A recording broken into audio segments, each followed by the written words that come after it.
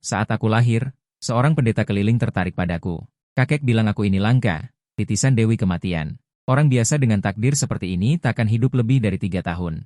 Namun, kakek melakukan segala yang mungkin untuk membuatku hidup sampai usia 9 tahun. Selanjutnya, dia benar-benar tidak berdaya untuk membuatku tetap hidup. Kakek membuat kesepakatan dengan keluarga Chao yang terkenal. Dia bisa menyelamatkan nyawa keluarga Chao tanpa menghiraukan rencana Feng Shui yang besar. Tetapi dengan syarat aku dan cucu perempuan keluarga Chao terikat dengan benang merah. Siang hari tinggal di kamar yang sama, malam hari tidur di peti mati yang sama. Benang merah baru bisa diputuskan setelah pernikahan dan pindah kamar. Begitu keluarga Chao mendengarnya, mereka langsung setuju. Malam itu, kedua belah pihak membuat perjanjian pernikahan.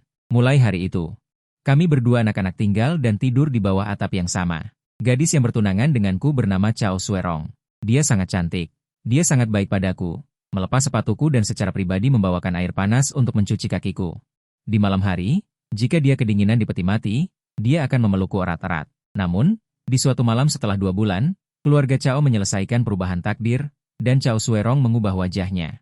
Tidak hanya memutuskan benang merah, tetapi juga secara pribadi memutuskan tendon tangan dan kakiku, dan menguburku hidup-hidup di peti mati. Ketika aku bangun dari koma, yang kulihat hanyalah kegelapan.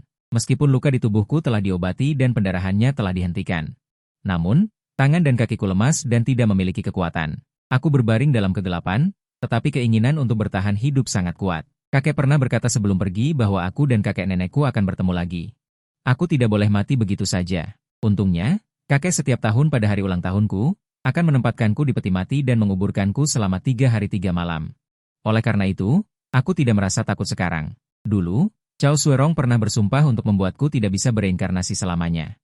Jika demikian, dia tidak mungkin membiarkanku terkubur di tanah selamanya. Dia pasti akan menggali saya keluar.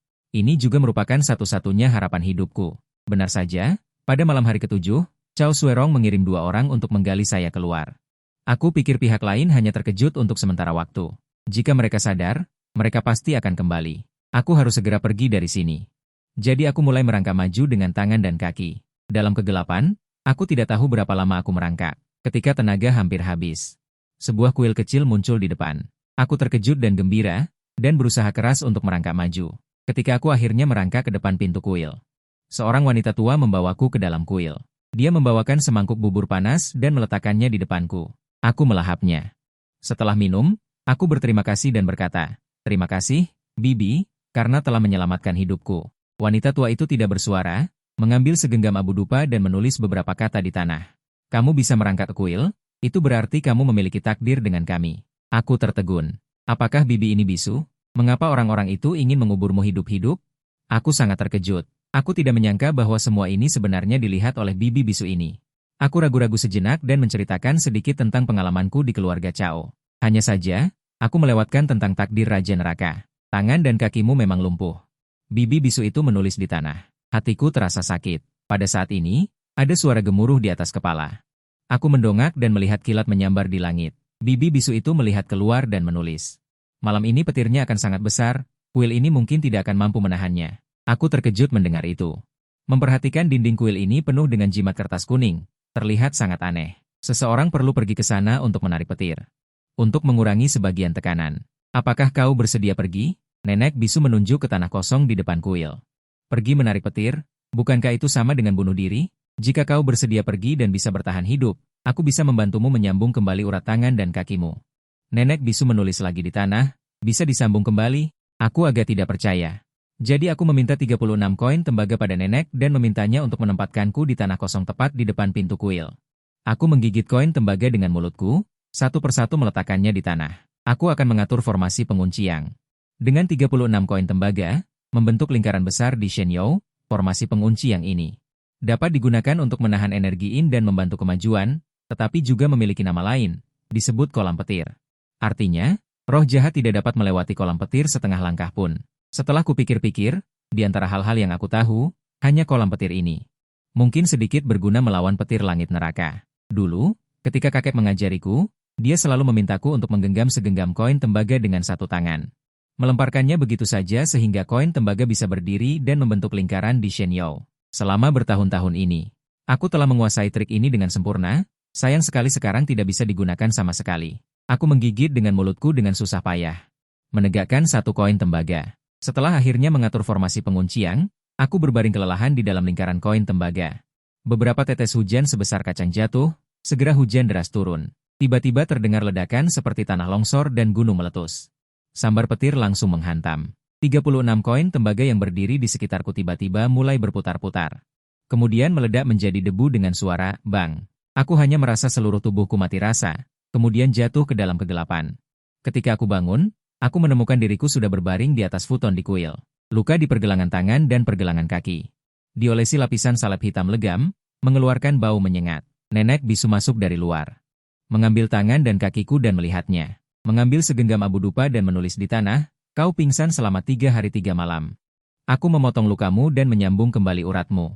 Aku sangat terkejut, tidak menyangka sudah koma begitu lama. Bertanya dengan gugup, sudah disambung? Nenek bisu mengeluarkan semangkuk bubur dan menyuruhku meminumnya dulu. Sementara aku minum bubur. Dia memeluk kendi tanah liat setinggi orang dewasa. Nenek bisu melemparkanku ke dalamnya dan kemudian menekan lempengan batu hijau untuk menutup mulut kendi. Aku pernah mendengar kakek berkata bahwa ada teknik medis yang sangat jahat, disebut penyambungan urat 5 hantu. Tidak menyangka pertama kali melihatnya secara langsung, ternyata terjadi pada diriku sendiri. Aku disegel di dalam kendi tanah liat selama 3 hari 3 malam penuh. Proses ini pasti seperti mimpi buruk, tapi setelah mimpi buruk itu berakhir, hasilnya memang baik. Saluran energiku yang hancur berantakan oleh Cao Suerong. Benar-benar disambung kembali dengan sempurna secara ajaib. Tapi nenek berkata bahwa kamu adalah takdir Raja Neraka. Bahkan jika lukanya sembuh, kamu tidak akan hidup lama. Hanya dengan mempelajari kemampuan Raja Neraka kamu bisa bertahan hidup. Kakek juga mengatakan ini kepadaku. Aku hanya berpikir bahwa ini tidak mungkin. Tanpa sengaja melihat ekspresi tenang nenek ya, tiba-tiba jantungku berdebar kencang, dan aku bertanya dengan hati-hati. Nenek, apakah Anda tahu bagaimana cara mempelajari kemampuan Raja Neraka? Nenek ya seolah tidak mendengar apa-apa dan tetap tidak bergerak. Aku hendak bertanya lagi, ketika aku melihat jari telunjuk tangan kirinya miring tanpa sadar, ke arah kuil itu. Patung Niang-Niang menunjuk sedikit. Aku segera berlutut di depan patung Niang-Niang dan bersujud dengan keras. Setelah bersujud ratusan kali, nenek yang menepuk bahuku dan berkata, Niang-Niang setuju untuk menerimamu sebagai murid. Aku sedikit terkejut, awalnya kukira nenek ya ingin menerimaku sebagai murid, dan memintaku berlutut di depan patung Niang-Niang adalah untuk menguji ketulusanku. Tapi siapa sangka dia akan mengatakan bahwa Niang-Niang menerimaku sebagai murid. Nenek ya memberiku secangkir teh dan memintaku untuk memberikan penghormatan dengan teh. Aku tidak punya waktu untuk berpikir dan berlutut dengan hormat untuk memberikan penghormatan dengan teh. Nenek yang memintaku untuk meletakkan cangkir teh di atas altar dupa, dan bersujud 3 kali lagi ke patung Niang-Niang. Apakah itu berarti upacara guru dan murid sudah selesai? Mulai sekarang aku adalah kakak perempuanmu. Tulis nenek ya di tanah, garis keturunan kita diwarisi dari orang-orang kuno. Sampai sekarang hanya tersisa kita. Bakatku terlalu buruk untuk mewarisi buku-buku itu, mulai sekarang aku akan mengandalkanmu. Nenek yang membimbing. Aku sangat penasaran. Lalu garis keturunan kita ini termasuk apa? Gerbang spiritual Gunung Kabut, kita adalah keturunan gerbang spiritual. Sekali masuk gerbang spiritual sedalam laut. Ditakdirkan untuk berurusan dengan monster dan hantu seumur hidup. Sudahkah kamu memikirkannya, kakak? Aku baru saja memberikan penghormatan dengan teh. Bisakah aku berbalik dan menyesalinya? Nenek yang meliriku, tidak bisa. Mulai hari itu aku tinggal di kuil Niang-Niang. Nenek ya tinggal di sebuah halaman kecil di tepi kuil. Biasanya memasak dan tidur di sana. Aku selalu memikirkan kakek. Setelah lukaku hampir sembuh, aku ingin turun gunung untuk mencari tahu kabarnya. Nenek ya tidak mengatakan apa-apa, dan bahkan menyiapkan makanan untukku. Siapa sangka aku baru saja berjalan setengah jalan. Bahkan sebelum aku turun gunung, aku sudah pingsan. Akhirnya aku dijemput kembali oleh nenek ya yang diam-diam mengikutiku. Di kuil, ada perlindungan dari Niang-Niang, yang untuk sementara dapat menekan takdir Raja Nerakamu. Jika kamu ingin keluar untuk mencari kematian, itu terserah kamu. Setelah bangun, aku dimarahi oleh nenek ya. Setelah kejadian ini, aku menenangkan diri dan tinggal di kuil, berlatih keras siang dan malam bersama nenek ya. Hari-hari di gunung sangat tenang, hanya saja petir dari langit yang datang tepat waktu setiap tanggal 15 Juli membuat orang sakit kepala. Dan petir ini semakin menakutkan dari tahun ke tahun. 10 tahun berlalu dalam sekejap mata. Tibalah saatnya festival Zongyuan tahunan, di luar gerimis hujan, badai petir baru saja berlalu. Pohon-pohon di sekitar kuil Niang-Niang yang tersambar petir masih terbakar di tengah hujan, mengeluarkan suara berderak. Sebelum turun gunung, aku akan memberikan secangkir teh kepada Niang-Niang. Bibi bisu menuangkan secangkir teh panas dan memberikannya kepadaku. Aku berlutut dan bersujud 3 kali. Akibatnya, teh ada di tanganku. Tolong guru minum teh. Bibi bisu mengambil cangkir teh dan meletakkannya di altar. Aku mengangkat kepala dan diam-diam melihat patung Niang-Niang. Selama bertahun-tahun ini, meskipun bibi bisu yang mengajariku, Tapi aku sangat jelas bahwa Bibi Bisu hanya menyampaikan ajaran, guru yang sebenarnya mengajariku. Guru yang belum pernah kutemui. Kita, para penerus Lingmen, tidak memiliki pantangan dan tidak memiliki aturan. Bibi Bisu menulis di Abu Dupa, kamu harus ingat untuk melakukan dua hal ketika kamu keluar kali ini. Hal pertama adalah mencari buku. Bernama, Rahasia 24 Bab Raja Spiritual. Ini adalah barang kita yang hilang. Hal kedua, kamu pergi ke Gunung Changbai pada bulan ke-12 tahun ini untuk mencari seorang gadis berusia 16 tahun dengan 3 tahi lalat di telapak kaki kirinya. Kemungkinan besar dia adalah seorang yang populer. Mungkin dia akan menjadi emosional. Kamu melatihnya menjadi pakaian merah. Aku ragu-ragu lama sekali dan sedikit tidak yakin. Kakak perempuan senior, apakah kamu menyuruhku untuk melatih gadis kecil itu menjadi hantu ganas berbaju merah? Itu adalah pembunuh ganas berbaju merah. Bibi Bisu melirikku dan menulis di tanah. Aku menatapnya dengan kaget. Bagaimanapun, kamu ingat dalam hatimu, ketika kamu melihat seseorang, katakan saja bahwa Bibi Bisu mencarinya. Pergilah. Barang-barangmu sudah dikemas untukmu. Bibi Bisu memberiku ransel dan mengusirku keluar pintu. Selama bertahun-tahun ini, aku selalu berharap untuk turun gunung lebih awal untuk mencari orang lain, tetapi ketika aku benar-benar akan pergi. Tetapi aku merasa sulit untuk berpisah. Aku kembali ke kuil dan bersujud 3 kali ke patung Niang-Niang. Baru kemudian aku bangkit dan keluar dari gerbang kuil. Bibi Bisu mengantarku pergi. Kakak perempuan senior. Kamu dan guru, jaga diri baik-baik. Melihat rambut putihnya, aku tidak bisa menahan hidungku yang terasa masam. Bibi Bisu mengangguk dan menunjuk ke jalan di kaki gunung. Aku tahu sudah waktunya untuk pergi. Kakak perempuan senior, aku selalu ingin menanyakan sebuah pertanyaan. Niang-Niang di kuil kita. Apakah dipahat sesuai dengan penampilan guru kita ketika dia masih muda? Ekspresi Bibi Bisu aneh. Melirikku, dia tidak mengangguk atau menggelengkan kepalanya. Jadi aku mengerti. Guru terlihat sangat cantik ketika dia masih muda. Setelah aku selesai berbicara, aku tersenyum dan berlari keluar, lalu berbalik dan melambai pada Bibi Bisu. Aku berjalan menuruni gunung dengan payung. Ketika aku sampai di kaki gunung, aku menemukan bahwa gerimis hujan yang semula tiba-tiba berhenti, mendongak dan melihat awan gelap menutupi langit, kilatan petir melintas tanpa suara di awan. Hatiku tiba-tiba terkejut, berbalik dan dengan kecepatan tercepat berlari menuju gunung. Petir menyambar dengan deras, seolah hendak membelah langit malam. Seolah seluruh bukit Ventou terbelah menjadi 2, ketika aku tiba, petir sudah menghilang, kuil Niang-Niang juga sudah tidak ada lagi. Hanya tersisa reruntuhan yang hangus, setengah patung Niang-Niang masih terbakar, kemudian hujan deras turun. Aku bergegas mencari guru dan kakak perempuanku tetapi tidak menemukan apapun, air hujan dingin membasahi seluruh tubuhku. Juga membuat otakku sedikit jernih, setelah tenang, aku sudah bisa berpikir normal. Dengan kemampuan guru dan kakak perempuanku, aku tidak percaya mereka akan menghilang begitu saja. Aku duduk di tengah hujan deras sepanjang malam. Sampai angin berhenti dan hujan reda, timur memutih, barulah aku berdiri dan berjalan menuruni gunung, setelah meninggalkan Bukit Ventou. Aku pertama-tama kembali ke kampung halaman, masih memendam sedikit harapan, mungkin kakek sudah kembali. Aku tinggal di sini sepanjang sore, sebelum senja bersiap untuk pergi ke keluarga Cao, tetapi bagaimanapun juga aku sudah tinggal di Bukit Ventou selama 10 tahun. Banyak hal sudah tidak terhubung lagi, dan dengan harga saat ini, uang yang diberikan Bibi Bisu kepadaku akan segera habis. Sisanya bahkan tidak cukup untuk biaya perjalanan. Aku merenung dan teringat bahwa kakek dulu adalah tokoh besar terkemuka di kalangan itu. Aku juga belajar Feng Shui dari kakek sejak kecil, lebih baik aku melakukan pekerjaan lama kakek, ahli Feng Shui.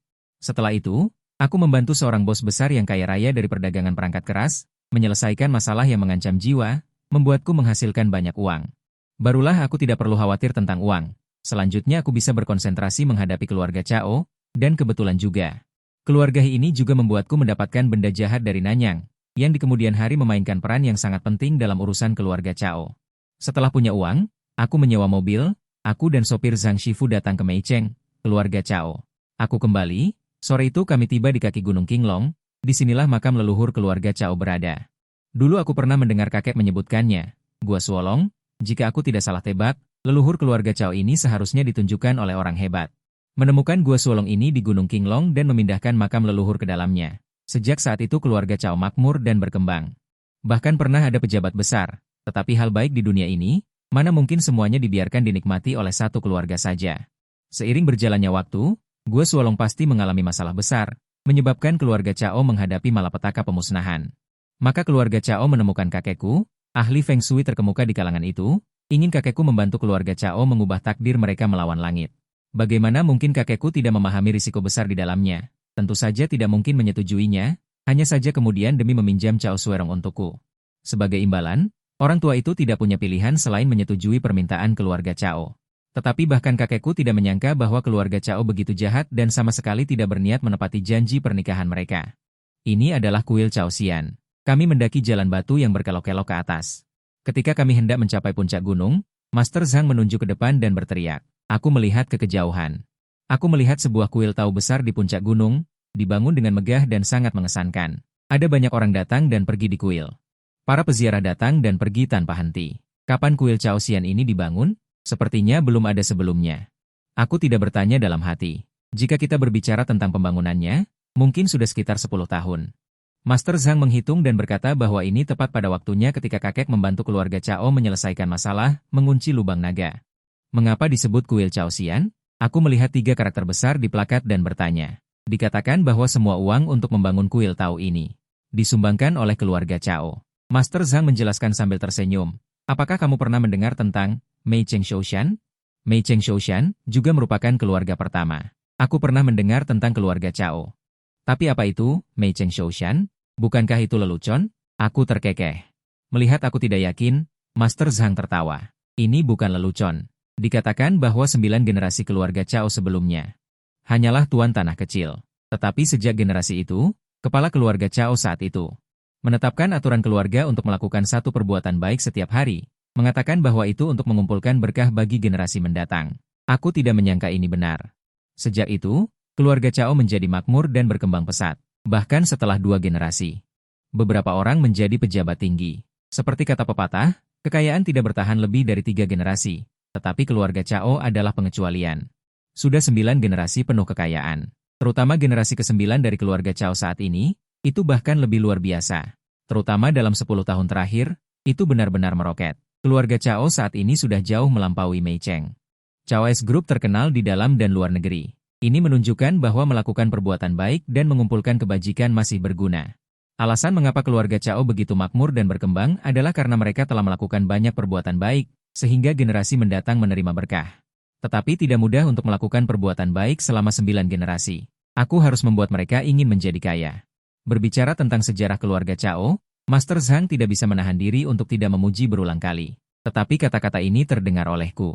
Memang sangat ironis, keluarga Cao yang jahat ini juga dapat dianggap sebagai keluarga yang paling baik. 9 generasi melakukan perbuatan baik, jika aku tidak salah, ini hanyalah cara yang digunakan keluarga Cao untuk tipuan mata, yang benar-benar membuat keluarga Cao makmur adalah lubang wolong itu. Tempat Feng Shui yang berharga ini membuat keluarga Cao makmur selama 9 generasi. Awalnya 10 tahun yang lalu. Keluarga Cao akan menderita serangan balik dari lubang wolong, berubah dari makmur menjadi menurun, bahkan mungkin menghadapi bencana kepunahan. Tetapi setelah indraku dibalik oleh kakekku, keluarga Cao tidak hanya tidak menurun, tetapi menjadi lebih makmur, mencapai puncak yang lain. Siapa yang merancang kuil Tao ini? Aku berkeliling kuil dan menemukan bahwa pembangunan kuil ini sangat khusus. Tata letak seluruh kuil Tao selaras dengan yin yang, 8 diagram, dan 5 elemen. Jelas itu adalah karya seorang ahli terkenal. Dikatakan bahwa kepala biara di sini secara pribadi merancangnya. Kepala biara ini sangat sakral. Alasan mengapa keluarga Cao memiliki begitu banyak dupa. Itu sangat terkait dengan kepala biara ini, kata Tuan Zhang, sangat mengesankan. Latar belakang kepala biara ini apa? Aku bertanya dengan minat. Ini tidak begitu jelas. Tuan Zhang menggelengkan kepalanya dan tersenyum. Kepala biara ini sangat tertutup dan sangat misterius. Meskipun aku sudah berkali-kali datang ke sini. Tapi aku belum pernah melihatnya sekalipun. Kalau begitu, cari kesempatan lain, aku tersenyum dan mengalihkan topik pembicaraan. Kudengar makam leluhur keluarga Cao juga ada di Gunung Qinglong ini. Benar, benar, benar. Ada juga banyak orang yang khusus datang untuk beribadah, mengatakan bahwa mereka ingin mendapatkan keberuntungan keluarga Cao, kata Tuan Zhang sambil tersenyum. Benarkah? Kalau begitu, mari kita juga ikut beruntung, kataku sambil tersenyum. Menundukkan kepala dan bersujud, melihat ketulusan ini, orang yang tidak tahu akan mengira mereka adalah keturunan berbakti dan bijaksana dari keluarga Cao.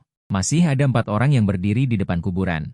Tuan Zhang mengatakan bahwa mereka dikirim oleh keluarga Cao untuk menjaga kuburan.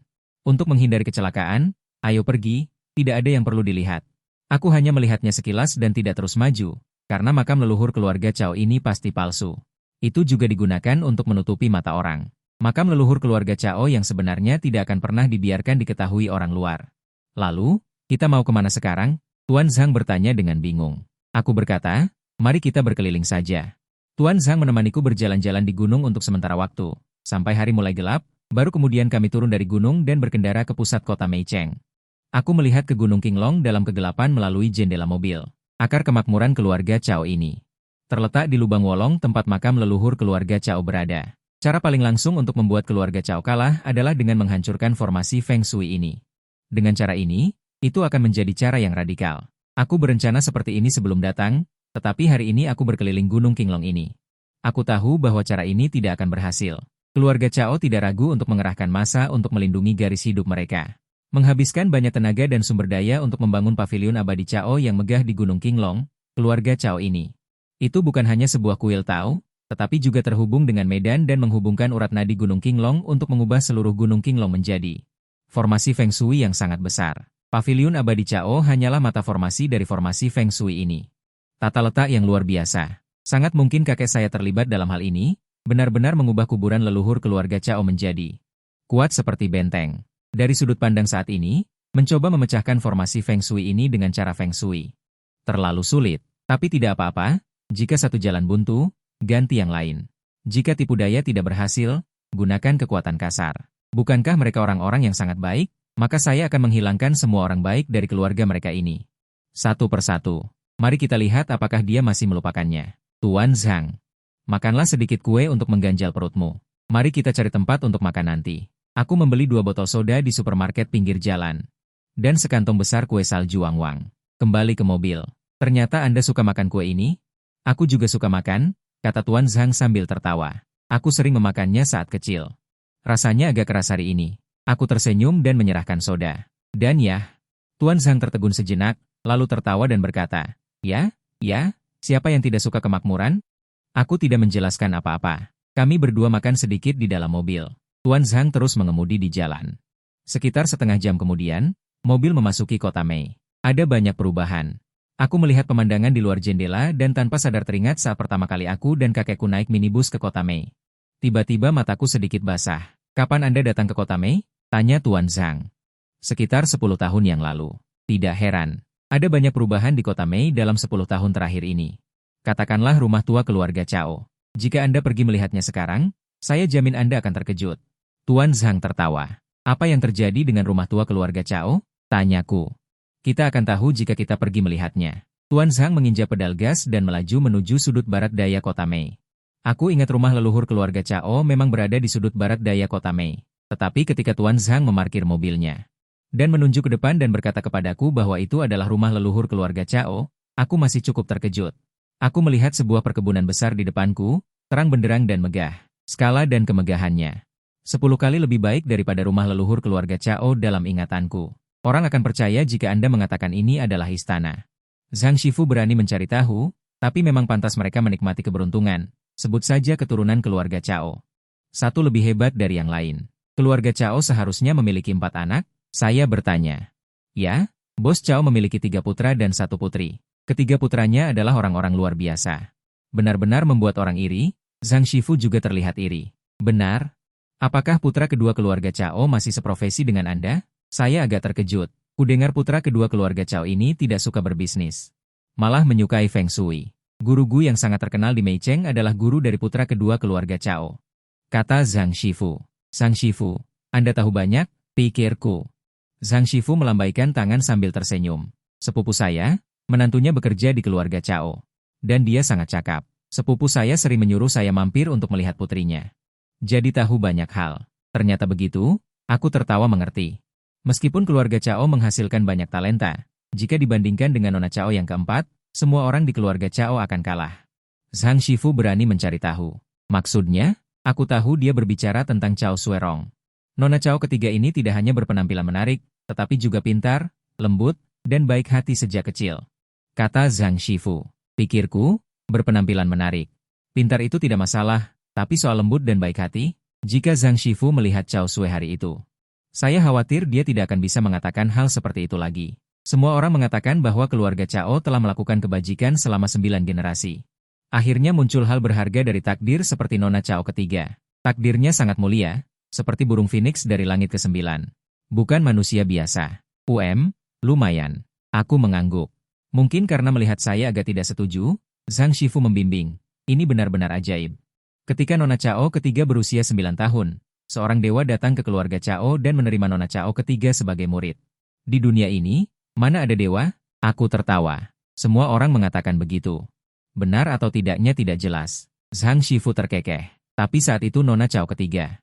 Adegan ajaib saat dia berguru. Banyak orang melihatnya. Ajaibnya seperti apa?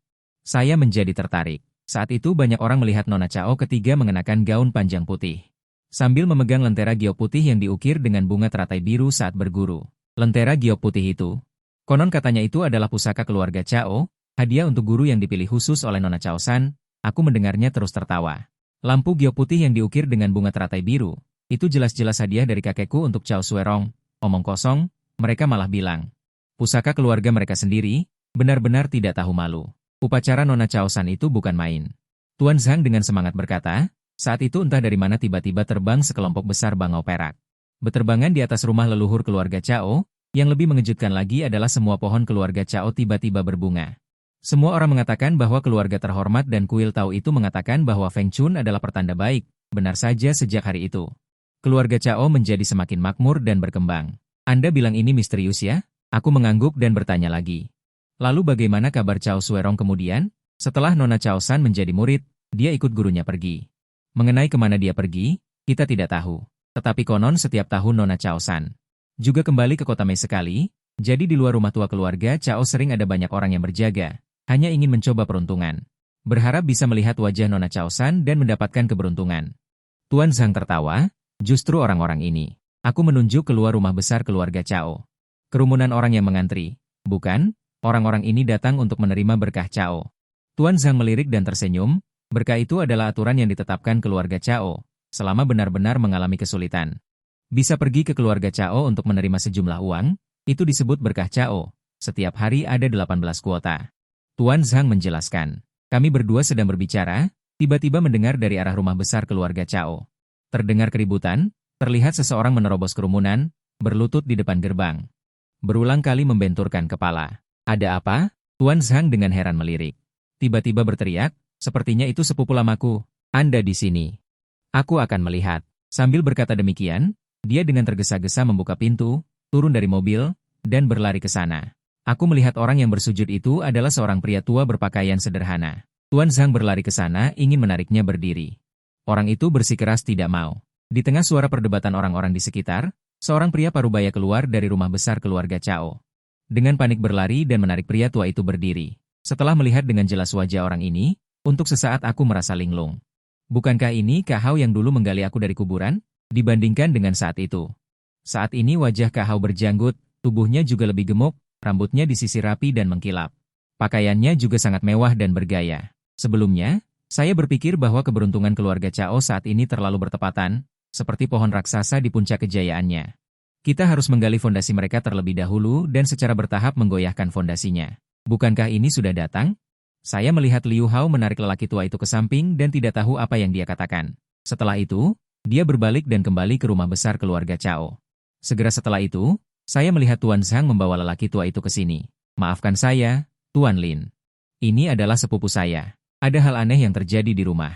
Tuan Zhang dengan malu-malu memperkenalkan kepada saya. Paman, naik mobil dulu dan bicara. Saya menyapa sambil tersenyum. Maaf mengganggu Anda. Lelaki tua itu mengangguk kepada saya dengan wajah penuh penyesalan. Setelah keduanya kembali ke mobil. Setelah mendengarkan Tuan Zhang, saya tahu bahwa lelaki tua ini bermarga yang. Dia tampak sangat tua dengan wajah penuh kerutan, tetapi sebenarnya tidak jauh lebih tua dari Tuan Zhang. Apa yang terjadi tadi? Saya bertanya. Bukankah saya sudah menyebutkan tadi? Ada seorang menantu sepupu yang bekerja di keluarga Chao, yaitu saudara Yang. Tuan Zhang menghela nafas. Menantu paman itu adalah orang tadi. Saya benar-benar terkejut. Ya, orang itu bernama Liu Hao. Dia sangat dihargai di keluarga Chao. Setiap kali saya datang ke Meicheng, saudara yang selalu meminta saya untuk pergi ke keluarga Liu untuk melihat Xiuyu. Tuan Zhang mengangguk dan menambahkan. Xiuyu adalah putri saudara Yang. Paman yang datang ke Meicheng kali ini untuk menemui putrinya.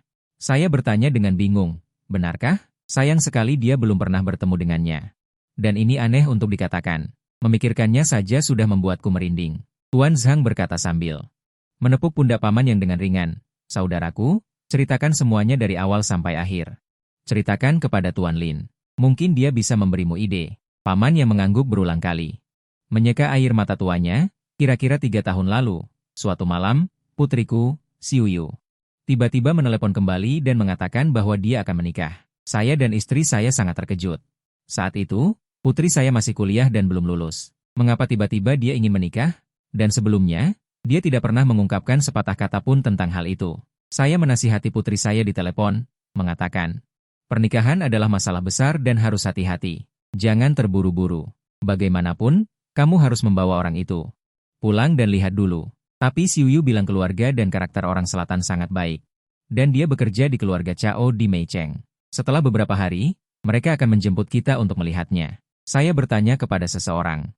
Baru tahu keluarga Chao ini terkenal, tidak hanya kaya dan berkuasa, tetapi juga dermawan terkemuka di Meicheng. Kami berdua berpikir, menantu kami bisa bekerja di keluarga Chao dan sangat dihargai. Pasti orang yang baik. Setelah beberapa hari, keluarga Liu mengirim orang untuk menjemput saya dan istri saya. Setelah melihat menantu kami, meskipun usianya sedikit lebih tua, tetapi karakter dan kondisi keluarganya semuanya kelas 1. Ditambah lagi, Xiuyu senang, kami berdua tidak punya apa-apa untuk dikatakan. Selanjutnya, pernikahan diadakan dengan cepat. Pernikahan itu terburu-buru, hanya mengundang 3 meja orang di rumah. Saya dan istri saya sedikit curiga saat itu. Apalagi keluarga seperti keluarga Liu, bahkan di pedesaan kami. Seharusnya tidak seperti ini. Tapi saat itu kami tidak terlalu banyak berpikir. Setelah pernikahan selesai, kami kembali ke kampung halaman. Setelah itu, kami dan Xiuyu sering menelepon. Mendengar bahwa ibu mertuanya memperlakukannya seperti seorang putri, dan menantunya juga perhatian, kami merasa lega.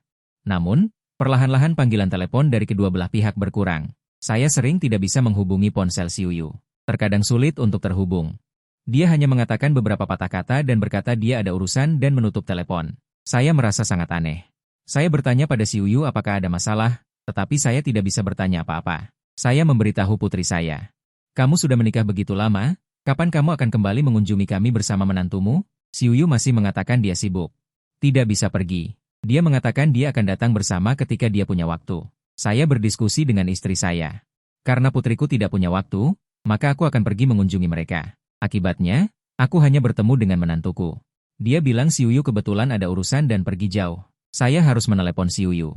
Xiuyu menjawab. Kata-katanya sama dengan yang dikatakan menantunya. Dia sedang keluar untuk urusan dan tidak bisa kembali untuk sementara waktu. Aku menunggu beberapa hari di keluarga Liu. Tetap tidak melihat Xiuyu kembali. Saya benar-benar tidak bisa menunggu lebih lama dan harus kembali. Kemudian saya meminta bantuan Lao Zhang. Ketika dia pergi ke Meicheng, dia pergi mengunjungi Xiuyu di keluarga Liu. Ya, dalam beberapa tahun terakhir, saya telah mengunjungi keluarga Liu hampir puluhan kali.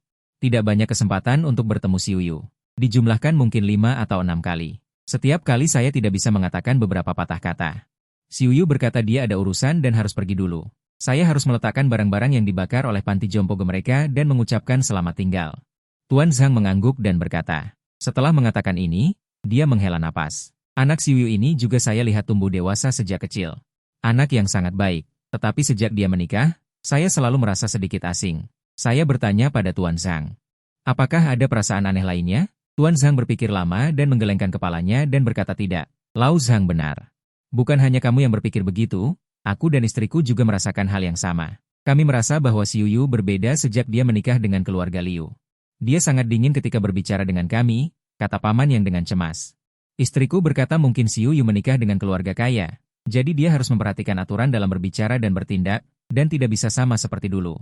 Aku selalu merasa ada yang aneh. Xiuyu adalah putriku. Aku paling tahu karakter anak ini.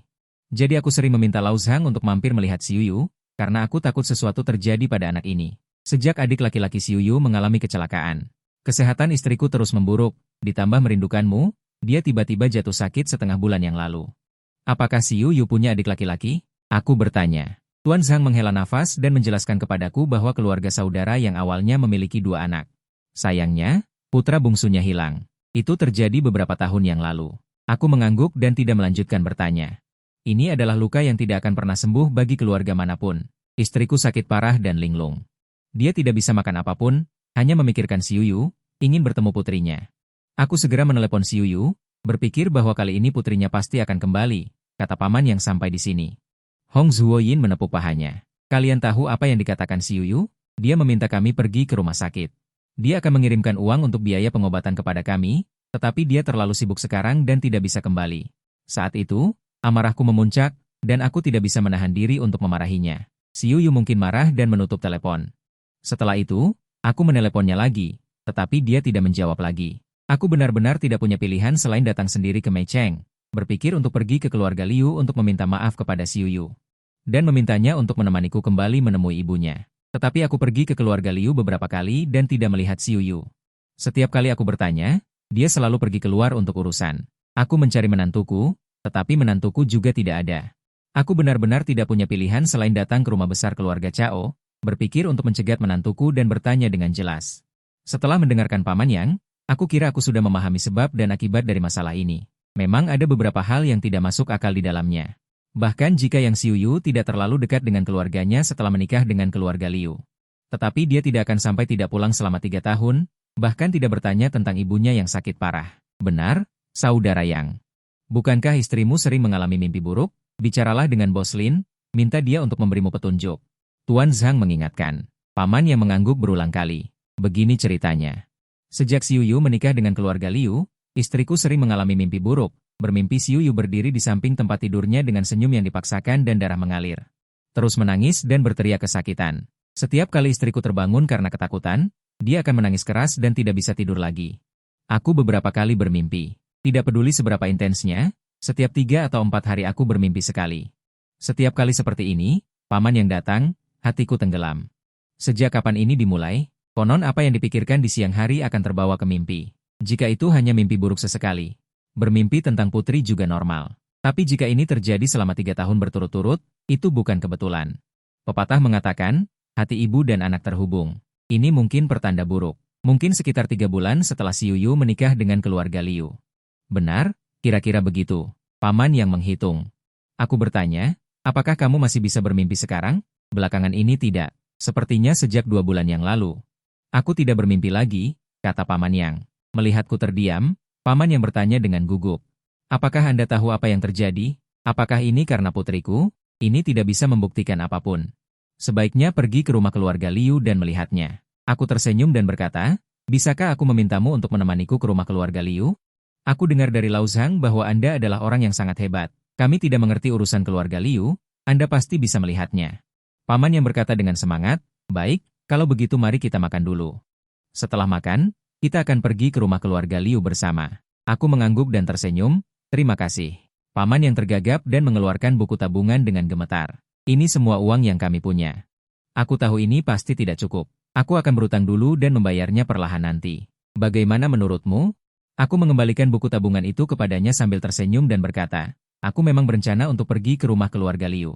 Ini searah. Bagaimana kalau nanti kamu yang membayar makanannya? Paman yang tertegun sejenak. Tuan Zhang menepuk bahunya dan tertawa. Kenapa masih ragu? Ayo cepat cari tempat makan. Bos kecilin dan aku sudah lapar. Baik, baik, baik. Tidak kusangka aku. Lao Zhang, carilah tempat yang bagus. Paman yang berkata dengan tergesa-gesa. Sepertinya aku cukup berjodoh dengan Liu Hao ini. Baiklah, beri dia kesempatan. Mari kita gunakan dia sebagai orang pertama yang kita habisi. Kami mencari tempat untuk makan, lalu naik mobil Tuan Zhang menuju rumah keluarga Liu. Awalnya aku mengira Liu Hao tinggal di sekitar sini. Siapa sangka Tuan Zhang langsung mengantar mobil ke pinggiran kota, tempat keluarga Liu tinggal sekarang. Kudengar dulunya adalah rumah tua milik keluarga Cao. Karena Liu Hao berjasa, keluarga Cao memberikan rumah tua ini kepada Liu Hao. Aku melihat paman yang duduk di sana, melamun, jadi aku tersenyum dan bertanya, Paman, apa yang biasanya Xiuyu sukai? Xiuyu, dia dulu suka melakukan banyak hal. Namun, setelah adiknya hilang, satu-satunya hal yang ingin dia lakukan adalah mencari berita tentang adiknya kemana-mana. Paman yang menghela napas dalam-dalam, terus mengobrol dengan kami di sepanjang jalan. Mobil melaju selama lebih dari setengah jam. Tuan Zhang menghentikan mobil, di depan kami ada sebuah rumah besar dengan dinding putih dan atap hitam. Gaya sangat kuno, diperkirakan sudah bertahun-tahun berlalu. Kami turun dari mobil dan berjalan ke sana. Di pintu rumah itu berdiri 2 patung singa batu, dengan cakar dan gigi terbuka, terlihat sangat gagah. Pintu gerbang terbuka lebar, di depan pintu ada 2 bangku panjang yang diduduki oleh 4 pria kekar. Wajah mereka garang, sekilas terlihat tidak mudah dihadapi, tapi anehnya. Meskipun sekarang sudah masuk musim gugur, suhu tidak terlalu rendah, tetapi keempat orang ini mengenakan pakaian tebal. Tertutup rapat, kalian mencari siapa? Saat dia berbicara, keempat pria itu melihat kami datang, Salah satu dari mereka berteriak, suara ini sangat keras. Dan nadanya sangat tidak ramah, membuat paman yang ketakutan, dan berkata dengan gemetar. Aku mencari putriku. Ini rumah putriku. Apa maksudmu mencari putrimu? Hari ini kami tidak menerima tamu. Pria itu melambaikan tangannya, menyuruh kami segera pergi. Tuan Zhang buru-buru maju dan berkata, Saudara, apakah ini rumah Tuan Liu Hao? Tentu saja, pria itu memutar matanya dan berkata, benar. Tuan Zhang tersenyum dan menunjuk paman Yang, ini adalah ayah mertua Tuan Liu Hao. Pria itu melotot padanya. Apa kau tidak bicara omong kosong? Bagaimana mungkin aku bicara omong kosong? Saudara-saudara, apakah kalian baru di sini? Tidak mengenalinya itu normal? Atau bisakah kalian menyusahkan diri untuk masuk dan bertanya? Tuan Zhang memiliki banyak kenalan. Berbicara jauh lebih baik daripada paman Yang, pria itu melirik paman Yang lagi dan berkata dengan dingin. Bahkan jika itu ayah mertua, hari ini tidak ada yang boleh masuk. Apa yang terjadi? Tuan Zhang tertegun sejenak dan bertanya, pergi, kenapa banyak omong kosong? Pria itu melambaikan tangannya dengan tidak sabar, mendorong Tuan Zhang dan paman Yang keluar. Paman Yang memohon, aku datang untuk melihat putriku, atau bisakah kau masuk dan memberitahu? Apa kau tidak mengerti bahasa manusia? Wajah pria itu menjadi muram. 3 pria yang duduk di bangku panjang perlahan berdiri dan menatap dengan tatapan mengancam. Tuan Zhang dan paman yang tersandung ke belakang karena jaring yang dipasang, hampir jatuh. Aku menahan mereka dari belakang, memasang wajah datar dan berkata, jangan bicara dengan keempat orang ini. Cepat ludahi beberapa kali ke arah pintu. Tuan Zhang dan paman yang tertegun sejenak, tetapi Tuan Zhang tidak berani bertanya lebih lanjut. Dengan cepat meludah ke arah pintu, pui, 3 kali. Paman yang juga panik dan ikut meludah. Aku berkata kepada Tuan Zhang dan yang lainnya, keempat orang ini adalah orang-orang berumur pendek yang akan segera mati. Kalian berdua memiliki yang ki yang lemah. Jangan bicara dengan mereka. Tuan Zhang dan yang lainnya terkejut, tanpa sadar melihat ke arah keempat orang itu. Omong kosong apa yang kamu katakan? Keempat pria itu berteriak serempak dan mengepung untuk menyerang. Sungguh sial. Aku mengerutkan kening dan melihat keempat orang itu. Apa gunanya memakai pakaian setebal ini? Apa yang kamu katakan? Ekspresi keempat pria itu berubah drastis. Kalian memakai jaket katun ini. Masih menggigil, kan? Aku berkata dengan santai. Kamu, bagaimana kamu tahu? Sebenarnya apa yang terjadi? Pria yang memimpin bertanya dengan terkejut. Kamu, siapa kamu? Kembalilah dan persiapkan pemakaman lebih awal. Aku menggelengkan kepala dan memanggil Tuan Zhang dan Paman Yang. Lalu masuk ke dalam. Tunggu, pria sebelumnya bergegas mendekat. Berlari di depanku, dia ragu-ragu sejenak dan bertanya. Anda tadi mengatakan kami berempat akan segera mati? Sebenarnya apa yang terjadi? Aku berbalik dan pergi. Pria itu mengejar lagi, memaksakan senyum. Membungkuk dan memimpin jalan. Hari ini ada masalah di rumah ini. Kami juga diundang oleh Tuan Liu untuk menjaga tempat ini. Semua orang yang tidak berkepentingan tidak diizinkan masuk. Kami tidak sengaja menyinggung Anda. Sambil tersenyum dan memberi hormat berulang kali. Apa yang terjadi? Aku bertanya. Kami juga tidak tahu pasti. Konon rumah ini akhir-akhir ini tidak aman, ada hal-hal kotor. Pria itu berkata dengan wajah pahit, Tuan Liu juga mengundang seorang ahli untuk menyiapkan altar di halaman dalam.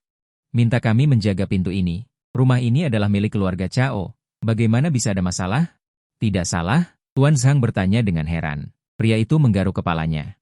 Kami hanya bekerja demi uang. Kami tidak tahu pasti apa yang terjadi. Tuan Liu secara khusus memerintahkan bahwa ini tidak boleh disebarkan. Pria itu sangat cemas hingga keringat dingin membasahi dahinya. Anda tadi mengatakan kami berempat berumur pendek. Apakah karena rumah ini berhantu? Sambil menepuk pahanya, dia berkata, ini benar-benar sangat aneh. Kami berempat adalah praktisi bela diri. Saya berharap bahkan di musim dingin, bertelanjang dada bukanlah masalah. Akibatnya, setelah berada di sini selama setengah hari, kami sangat kedinginan hingga menggigil seluruh tubuh. Sebentar lagi kalian tidak perlu menggigil. Saya berhenti di tepi kolam teratai. Apa maksudnya tidak perlu banyak bicara? Apakah tidak ada masalah? Pria itu bertanya ragu-ragu. Aku meliriknya. Kenapa orang ini masih menggigil? Anda jangan menakuti saya. Pria itu sudah hampir menangis. Apa yang kau lihat? Aku menatap permukaan kolam. Bukankah kau bilang rumah ini berhantu? Energi iblis menyerbu langsung di gerbang. Kalian berempat menggigil di sana begitu lama tanpa kehilangan vitalitas dan darah. Saya cukup terkejut. Salah satu saudara saya baru saja mimisan. Suara pria itu bergetar. Itu hampir dimulai. Kalian tunggu saja. Aku melemparkan beberapa kerikil lagi ke kolam. Berjalan perlahan mengelilingi kolam teratai, mengamati riak di permukaan air. Ini tidak bisa ditunda. Kami tidak ingin mati. Tolong tunjukkan jalan. Pria itu memohon dengan sedih. Bisakah kami segera pergi sekarang? Apakah itu bisa menyelamatkan nyawa kami? Bisa. Pria itu sangat gembira dan berlari kembali ke gerbang. Kalau begitu, aku akan segera memanggil saudara-saudaraku untuk pergi. Pergilah, kalian bisa hidup 2 hari lagi. Hanya terdengar suara gedebuk. Pria itu jatuh ke tanah dengan kepala lebih dulu, buru-buru bangkit, berlari kembali dan menangis memohon. Tolong bantu kami berempat. Kami hanya mencari nafkah. Aku menyuruh Guru Zhang dan paman yang untuk terus masuk. Aku akan menuntunmu. Pria itu maju dan berjalan di depan kami. Tidak lama kemudian, sekelompok orang berjalan tergesa-gesa. Kakak Yang, apakah kamu keluarga King? Guru Zhang mengingatkan, lalu menunjuk ke seorang wanita tua di depan. Memperkenalkannya kepadaku, itu adalah Ibu Liu Hao. Kelompok orang itu awalnya terburu-buru untuk keluar. Mendengar Guru Zhang mengatakan ini, Ibu Liu menatap kami. Kalian siapa? Ibu Liu berhenti dan bertanya dengan mengerutkan kening. Ibu keluarga King, ini aku. Paman yang buru-buru maju untuk menyapa. Ibu Liu menatapnya dan mengerutkan kening setelah mengenalinya. Apa yang kau lakukan di sini? Aku datang mencari Xiuyu. Ibunya sakit. Paman yang menjelaskan, tetapi Ibu Liu sama sekali tidak mendengarkannya, dan memelototi pria itu. Anakku menyuruh kalian berjaga di depan pintu. Apa yang kalian lakukan? Sialan. Kau saja yang berjaga sendiri. Kami tidak mau. Pria itu berteriak tanpa alasan. Apa yang kau lakukan? Kami sudah membayar. Ibu Liu terkejut mendengar teriakan itu. Mundur selangkah, lalu dengan marah bertanya, rumah hantu kalian ini. Bahkan jika diberi lebih banyak uang, tidak ada yang berani melayani. Pria itu berkata dengan marah, rumah hantu apa? Omong kosong apa yang kau katakan? Percaya atau tidak, akan kurobek mulutmu. Ibu Liu terkejut dan marah, membentak dengan keras. Pria itu maju selangkah, matanya memancarkan cahaya ganas. Ayo, jangan macam-macam. Aura Ibu Liu langsung ditekan. Aku menonton pertunjukan yang bagus di samping, tersenyum dan berkata, Nyonya tua, jangan marah-marah di malam hari. Teman lama putramu datang. Kau juga tidak cepat menyambutnya. Wajah Ibu Liu pucat, menatap paman yang dengan tajam dan berkata, kau mencari orang-orang ini untuk datang. Apa yang ingin kau lakukan? Paman yang ingin menjelaskan, tetapi aku memotongnya. Ruang tamu ada di sana. Masuk dan duduklah perlahan. Aku akan memimpin jalan. Aku akan memimpin jalan. Pria itu membawa kami melewati Ibu Liu dan berjalan maju. Kalian mau kemana? Siapa yang menyuruh kalian pergi? Ibu Liu marah. Membawa orang-orang mengejar. Pria itu sama sekali tidak peduli. Membawa kami menuju halaman dalam. Hentikan mereka. Ketika tiba di pintu halaman dalam, Ibu Liu berteriak. Perintahkan keempat orang yang berjaga di depan pintu halaman untuk menghalangi kami. Duduk dan bersantai saja. Wajah pria itu menjadi gelap dan membentak. Keempat orang itu saling pandang, lalu duduk kembali tanpa bergerak. Jelas kedua belah pihak saling mengenal. Kalian sudah memberontak, Ibu Liu memarahi. Pria itu menoleh dan menatapnya dengan garang, lalu dengan wajah penuh senyum, menyambut kami menuju halaman dalam. Begitu memasuki halaman ini, angin puyuh tiba-tiba bertiup, menggulung daun-daun berguguran di tanah dan berputar-putar di udara. Pria itu gemetar, Tuan Zhang dan paman yang juga tidak bisa menahan diri untuk menggigil. Oke, 3 orang berseru serentak. Kekuatan yang kalian bertiga lemah. Perhatikan baik-baik, aku mengingatkan. Wajah Tuan Zhang dan paman yang menjadi pucat. Pria itu bahkan lebih ketakutan, dengan gemetar berkata, tempat ini benar-benar berhantu. Keributan darah? Keributan darah apa? Kau mengoceh omong kosong. Ibu Liu memarahi, aku mengulurkan tangan dan melambaikannya di depannya, dan sebuah giok muncul di tanganku. Giok ini sangat jernih, kedua sisinya diukir dengan penakluk iblis. Aku melemparkannya ke pria itu. Pakai dulu untuk menenangkan diri. Pria itu menerimanya dan segera memakainya di lehernya. Lalu berkata dengan nada terkejut. Nyaman sekali, seluruh tubuh terasa hangat. Ibu Liu menyentuh lehernya. Tiba-tiba ekspresinya berubah drastis dan berteriak, ini jimat pelindungku, kembalikan padaku. Dia menerkam untuk merebutnya. Minggir, pria itu memutar tangannya. Dan mendorongnya ke samping. Kembalikan padaku, kembalikan padaku. Setelah kehilangan jimat pelindungnya, Ibu Liu ketakutan dan berteriak pucat, apakah kalian semua mati? Cepat rebut kembali jimat pelindungku. Segera beberapa orang bergegas maju untuk merebutnya, tetapi pria itu bertubuh kekar. Dan juga seorang praktisi bela diri, dia mengalahkan beberapa orang itu dalam beberapa gerakan. Sekarang bagi pria itu, jimat pelindung adalah jimat penyelamat, bagaimana dia bisa membiarkan orang lain merebutnya? Dia memegangnya erat-erat di dadanya. Masuk dan lihat. Aku memberi isyarat kepada Guru Zhang dan yang lainnya untuk berjalan menuju bagian dalam halaman. Tidak lama kemudian, aku melihat cahaya api berkedip di depan. Setidaknya ada ratusan lilin yang dinyalakan, membentuk lingkaran besar di halaman. Untuk mencegah lilin tertiup angin, setiap lilin juga dilengkapi dengan penutup kaca, dan ada sekitar 20 orang yang berdiri di tengah. Mereka juga membentuk lingkaran kecil. Orang-orang ini adalah pemuda yang kuat, mereka melepas baju mereka dan bertelanjang dada. Di dada dan punggung mereka masing-masing digambar sebuah jimat, berwarna merah cerah. Aroma darah samar melayang di udara. Setiap orang memiliki lapisan kain kasa yang melilit pergelangan tangan kiri mereka, samar-samar ada noda darah yang merembes keluar. Jelas, semua jimat ini digambar dengan darah manusia. Siapa yang menyuruh kalian masuk? Seorang Taois berjubah kuning berbalik dari kerumunan. Dia mengerutkan kening dan berteriak ke arah kami. Taois ini berusia sekitar 40 tahun, tangan kanannya memegang pedang kayu persik. Tangan kirinya memegang sapu tangan, tubuhnya gemuk, dan ada 2 kumis tipis di bibirnya. Sepasang mata kecilnya berkilauan keemasan dalam cahaya api. Sepintas, dia tampak seperti marmut yang telah menjadi roh. Gurusan, tolong, mereka merampas jimat pelindungku. Ibu Liu berteriak dan berlari masuk. Dia dengan putus asa meraih lengan baju Taois itu. Taoisan itu meniup janggutnya dan memelototinya, dan akhirnya menepis cakar Ibu Liu. Ekspresinya tenggelam dan berkata, apa yang terjadi? Merekalah yang merampas jimat pelindungku. Beri aku satu lagi, cepat. Liu Emyu mendesak dengan suara rendah. Aku tidak punya lagi. Sanda Zhang mengerutkan kening dan membentak kami dengan dingin. Cepat kembalikan jimatnya, dan pergi dari sini. Dao Zhang, apa yang kamu lakukan ini? Aku berjalan mendekat dan mengamati jimat di dada para pemuda kekar itu, dan bertanya dengan tertarik. Apa yang kulakukan? Alis Sanda Zhang terangkat dan berkata dengan marah, cepat usir orang-orang ini dari sini. 2 pemuda yang mengenakan jubah Tao yang sama bergegas keluar dari sisi samping, membentak, apakah kamu dengar? Guru kami menyuruh kalian keluar, kata mereka sambil hendak maju menyerang, tetapi sebelum mereka mendekat, pria kekar itu bergegas maju dan mencengkeram leher mereka dengan satu tangan. Bajingan! Sanda Zhang berteriak, bel di tangannya rusak, mengeluarkan beberapa suara aneh, dang. Terdengar pria kekar itu berkata, aduh, dan terhuyung-huyung, seolah-olah dia mabuk. Begitu dia melepaskan tangannya, kedua Taois muda itu jatuh ke tanah. Keduanya mengutuk dengan marah. Mengangkat kaki mereka dan menendang dada pria kekar itu, tetapi kulit pria kekar itu tebal dan kasar. Dia terhuyung mundur selangkah, tetapi tidak terjadi apa-apa. Dia menggelengkan kepalanya dan berkata dengan ragu. Kenapa tiba-tiba aku pusing? Sanda Zhang membunyikan bel itu beberapa kali lagi. Pria kekar itu langsung tidak bisa berdiri dengan teguh, berteriak, aku sangat pusing. Melihat aku tidak bereaksi. Cahaya dingin melintas di matanya, dan dia menggoyangnya dengan keras selama selusin kali berturut-turut. Tiba-tiba, dengan suara bang, bel itu tiba-tiba meledak. Sanda Zhang dan kedua muridnya lengah. Tiba-tiba wajah mereka berlumuran darah. Terutama Sanda Zhang, tangannya yang memegang bel itu berlumuran darah. Bahkan lengan bajunya meledak setengah. Sudah kubilang jangan menggoyangnya. Sanda Zhang menutupi tangan kirinya. Menatapku dengan kaget dan marah. Kedua murid itu dengan cepat mengambil handuk dan membalut lukanya. Setelah membalut lukanya, Sanda Zhang kemudian menyapu pandangannya dari tubuhku. Setelah semuanya selesai, aku akan meminta Hao Er menjemputmu. Tidak apa-apa, aku akan menunggu paman yang di sini. Wajah Liu Emyu tenggelam, dan dia datang untuk menanyai, bukannya aku ingin mengatakan sesuatu padamu. Kenapa kamu begitu tidak peka? Saat seperti ini kamu berada di sini, bukankah kamu hanya membuat masalah bagi putri dan menantumu?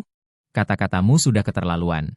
Biarkan Xiuyu keluar, dan kami akan segera pergi. Zhang Shifu mengerutkan kening dan berkata, bukankah sudah kubilang, Xiuyu tidak di rumah? Jika kamu tidak percaya, telepon saja dia, kata Ibu Liu. Hanya saja teleponnya tidak bisa tersambung. Itu sebabnya kami datang ke sini. Jika kami tidak bisa melihat Xiuyu hari ini, kami tidak akan pergi kemanapun. Zhang Shifu berkata dengan keras. Paman yang mengangguk setuju, ya. Kami tidak akan pergi kemanapun. Tetapi melihatku masih berdiri di sana tanpa bergerak, mereka berhenti lagi. Apa yang kalian lakukan di sana? Ibu Liu menyadari tidak ada yang mengikuti dan berbalik bertanya dengan marah. Aku menunjuk ke tempat kosong di samping. Tempat ini lumayan. Pindahkan beberapa kursi ke sini. Kita akan beristirahat di sini. Apa katamu? Ibu Liu melotot. Aku akan memindahkannya. Pria itu berteriak dan pergi ke rumah di samping. Dia memanggul beberapa kursi dan menaruhnya di samping, menunggu aku dan Zhang Shifu duduk. Dia berdiri di belakang kami. Setelah berpikir, dia merasa ada yang salah dan memanggul meja keluar. Dia menangkap 2 orang lagi dan menyuruh mereka membawakan teh dan makanan ringan. Kalian sudah keterlaluan. Ibu Liu sangat marah hingga seluruh tubuhnya gemetar. Aku meliriknya dan bertanya dengan cemas, Nyonya tua. Wajahmu terlihat pucat. Apa kau baik-baik saja?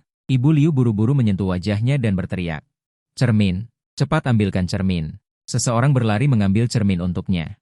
Dia meraihnya dan bercermin di wajahnya. Bercermin di rumah hantu di tengah malam, benar-benar ingin umur panjang, ya? Aku menggelengkan kepala dan mengangkat cangkir tehku untuk menyesapnya. Teh ini enak, pasti mahal. Terdengar suara gedebuk. Cermin itu jatuh ke tanah dan hancur berkeping-keping. Teh ini pasti tidak murah. Zhang Shifu juga mencicipi dan berbisik, "Nyonya tua ini hampir mati ketakutan olehmu." Aku tertawa dan berkata, "Jika kamu tidak melakukan hal buruk, kamu tidak perlu takut hantu mengetuk pintu di tengah malam." "Takut apa?" Aku melihat Ibu Liu pergi mencari Taoisan itu lagi, menarik pakaiannya, dan terus-menerus memintanya untuk memberinya jimat. Sepertinya rumah ini benar-benar aneh. Zhang Shifu mengerutkan kening dan berkata kepada Paman Yang, "Paman, kali ini kita harus menemukan Xiu Yu. Bagaimanapun caranya, kita harus menyelesaikan masalah ini." Paman yang mengangguk berulang kali, wajahnya penuh kecemasan. Ibu Liu mengganggu Taoisan untuk sementara waktu. Setelah dimarahi beberapa patah kata, dia harus kembali dengan kesal dan menatap pria itu. Yang melihat itu segera menutupi dadanya dengan erat, bersikap keras, dan memintanya untuk mengembalikan jimatnya terlebih dahulu. Ibu Liu tersenyum tipis pada Paman Yang. Paman yang menatapku dan melihat aku tidak bersuara, dia menundukkan kepalanya. Seolah tidak mendengar apa-apa. Mata Ibu Liu melotot dan hendak marah, tiba-tiba terdengar suara, "Duk." Dia terkejut dan menelan kata-kata yang hendak diucapkannya. Kami tidak memperhatikannya lagi dan melihat ke seberangnya. Kami melihat dua Taois muda mengangkat sebuah drum besar dan meletakkannya di sudut tenggara. Baru saja salah satu Taois itu memutar stik drum dan memukul drum besar itu. Suara drum itu tumpul, tetapi di tengah malam seperti ini, suaranya terdengar jauh. Saat ini, di dalam lingkaran besar yang dikelilingi oleh 18 pemuda yang kuat, meja dupa telah disiapkan. Taoisan mengenakan jubah Taois kuning, menyalakan 3 batang dupa dan menusukkannya ke dalam pembakar dupa. Tangan kanannya mencabut pedang kayu persik. Tangan kirinya mengambil jimat dan mengayunkannya di udara. Ekspresinya hikmat. "Cukup bergaya. Guru akan melakukan ritual." Semua diam. Murid Taoisan yang lain berteriak. Ibu Liu dengan cepat memerintahkan anggota keluarga Liu lainnya untuk tidak membuat suara apapun, bersama-sama menyatukan kedua tangan.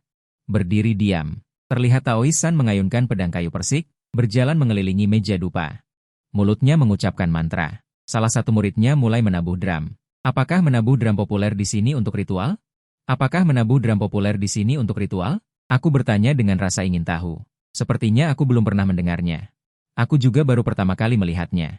Guru Zhang tertegun sejenak dan berkata. Taois muda lain di sampingnya berteriak. "Suruh kalian diam. Siapa yang berbicara di sana?" Dia melotot dengan tajam. Aku minum seteguk teh dan mengambil segenggam kacang untuk dimakan. Guru Zhang bersikap seolah tidak terjadi apa-apa. Mengambil teko teh dan mengisi teh untukku dan Paman Yang. "Siapa yang berbicara? Jangan salahkan aku karena tidak sopan." Taois muda itu memperingatkan dengan dingin. Terdengar suara, serak, serak, serak, beberapa kali. Pedang kayu persik Taoisan menendang di udara. Kekuatan ini memang tidak kecil. Dengan suara, wos, sebuah jimat dilemparkan ke udara olehnya. Cahaya melintas, dan jimat itu menyala secara alami tanpa angin. Ibu Liu dan yang lainnya tidak bisa menahan diri untuk berteriak pelan ketika melihat ini. Melihat Taois muda itu melotot, mereka dengan cepat menahan napas. Tidak berani bergerak sedikit pun. Semua orang maju satu persatu untuk minum semangkuk anggur. Taoisan memegang pedang kayu persik secara terbalik. Dia minum dengan sungguh-sungguh. 18 pemuda yang kuat itu berjalan ke sudut barat daya satu persatu setelah mendengar itu. Mengambil mangkuk anggur di tanah, satu persatu meminum anggur di dalam mangkuk. "Berapa uang yang diberikan orang-orang ini?" Saya bertanya kepada pria di belakang saya. "Hampir sama dengan kami, 20.000 untuk satu malam. Ya kan?" Pria itu buru-buru membungkuk, tersenyum dan menjelaskan, "Saya sangat terkejut. Menjual nyawa hanya dengan uang segitu? Menjual ginjal saja sudah lebih dari itu, menjual nyawa." Pria itu berteriak dengan nada jalanan yang khas, teriakan kerasnya menarik perhatian para pemuda kekar itu. "Siapa yang menyuruh kalian datang ke sini membuat kekacauan?" Pendeta San itu menegur dengan wajah gelap. Meliriknya, "Kamu membeli nyawa dengan 20.000, itu sudah cukup murah. Jangan terlalu rendah diri. Apa maksudnya 20.000 untuk sebuah nyawa? Celaka besar." Pendeta San memarahi. Saya melihat semua orang di tempat kejadian melihat ke arah saya sambil tertawa. 18 orang malang ini, apakah semuanya masih perjaka? Ekspresi wajah Guru Zhang aneh. Melirik ke arah saya, "Apa yang ingin kamu katakan?" Pendeta San berkata dengan wajah muram. "Nanti kamu juga ingin menyuruh mereka berpencar ke berbagai tempat di rumah, masing-masing menjaga satu arah, kan?" Saya makan kacang sambil berkata. Ekspresi wajah Pendeta San menatap saya dalam-dalam, lalu berkata dengan dingin. 18 pendekar ini, semuanya saya undang untuk menenangkan rumah, untuk menghilangkan energi negatif. Tentu saja harus menggunakan tubuh perjaka yang belum ternodai, darah perjaka. Apa masalahnya? Cara ini bagus, pendeta memang hebat. Saya mengacungkan jempol. Pendeta San mendengus. Saya menggunakan bahan-bahan asli. Tidak perlu kamu menyanjung. Terburu-buru apa? Saya tidak menyindir Anda. Belum selesai dia berbicara, saya memotongnya. Intinya kamu itu hanya memindahkan energi kebencian yang awalnya ada di rumah. Ke-18 pendekar itu. Perhitungan yang bagus. Wajah pendeta San memerah keunguan. Omong kosong apa yang kamu katakan? Omong kosong apa? Mengatakan yang sebenarnya. Ya kan? Baiklah. Saya tidak akan bicara lagi. Jangan sampai menyinggung orang. Setelah selesai berbicara, saya kembali mengupas kacang. Pendeta San menggertakkan gigi. Itu benar-benar omong kosong. 18 pendekar itu serentak menatap ke arahnya. Apa yang sebenarnya terjadi dengan pendeta San? Seseorang tidak tahan lagi dan bertanya. Apakah kalian bodoh? Sekilas anak ini datang untuk membuat kekacauan. Nama besar guruku. Apakah kalian tidak pernah mendengar? Salah seorang murid pendeta San berkata dengan lantang, apakah nama keluarga San ini sangat terkenal? Aku bertanya pada Guru Zhang. Guru Zhang menggelengkan kepalanya, jelas tidak begitu jelas. Omong kosong apa ini? Belum pernah dengar. Pria di belakang kami berbicara dengan keras. Menyambung sebuah kalimat, agar orang-orang tidak menoleh, Xiao Ganzi. Apa yang masih kau lakukan di sana? Jika tidak ingin mati cepat, kemarilah. Pria itu berteriak pada seorang pemuda. Pemuda itu ragu sejenak dan berkata kepada pendeta San, aku tidak mau lagi, aku mengundurkan diri. Sambil berkata demikian, dia berjalan ke arah kami. Dengan kepergiannya, 17 orang yang tersisa juga mulai sedikit gelisah. Berhenti. Pendeta San berteriak dengan marah, apakah kalian bodoh? Nyawaku sangat penting. Bagaimana mungkin aku mempermainkan nyawa kalian? Masing-masing ditambah 10.000. Orang-orang itu awalnya agak ragu, setelah mendengar perkataan pendeta San. Dan mendengar bahwa akan ditambah 10.000, suara penolakan langsung mengecil. Bukankah sudah disepakati 20.000? Kenapa ditambah 10.000 lagi? Bibi Liu sangat tidak puas, dan dipelototi oleh pendeta San. Baru kemudian dia menutup mulutnya dengan malu-malu. Hanya 30.000 yuan, kenapa kau ragu? Lebih baik kau menjual ginjalmu. Melihat Xiao Ganzi masih terpaku di sana, pria itu memarahi lagi. Xiao Ganzi mendengar itu. Akhirnya memutuskan untuk lari ke arah kami. Kakak Tieto, aku tetap mendengarkanmu. Mendengarkan apa dariku? Mendengarkan Tuan Lin. Pria bernama Tieto itu mendengus. Ya, kata Xiao Ganzi berturut-turut, dan mengangguk ke arahku. Terima kasih atas petunjuk Tuan Lin. Aku melambaikan tanganku, tadi aku hanya berbicara sekilas. Hanya berusaha semampuku. Jika ada yang percaya, itu bisa menghilangkan bencana. Jika tidak percaya, biarkan saja mereka. Selalu mengacau denganku, siapa yang membawamu ke sini?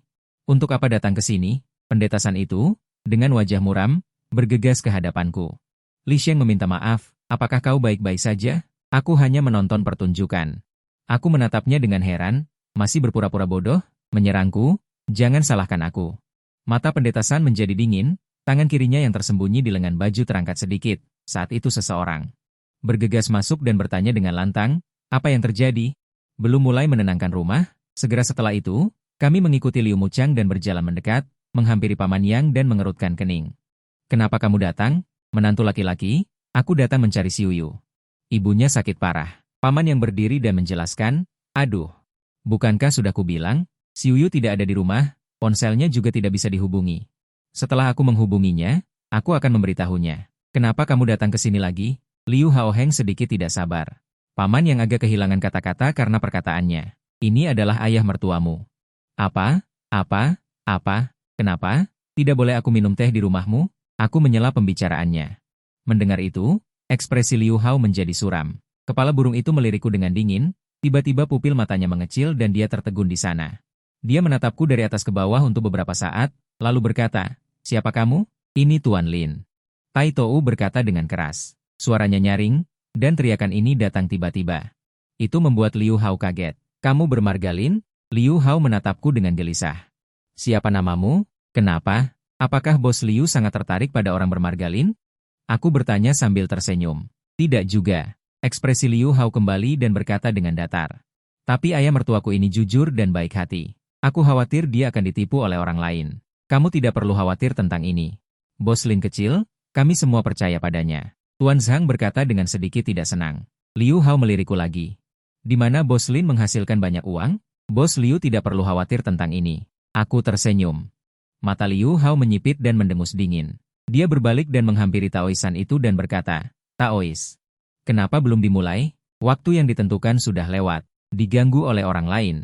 Taoisan melotot ke arah kami dan menjelaskan situasinya kepada Liu Hao dalam beberapa kata. Liu Hao mengerutkan kening sambil mendengarkan dan berkata dengan susah payah, apakah masih KP waktu untuk mencari orang lain sekarang? Waktunya mendesak.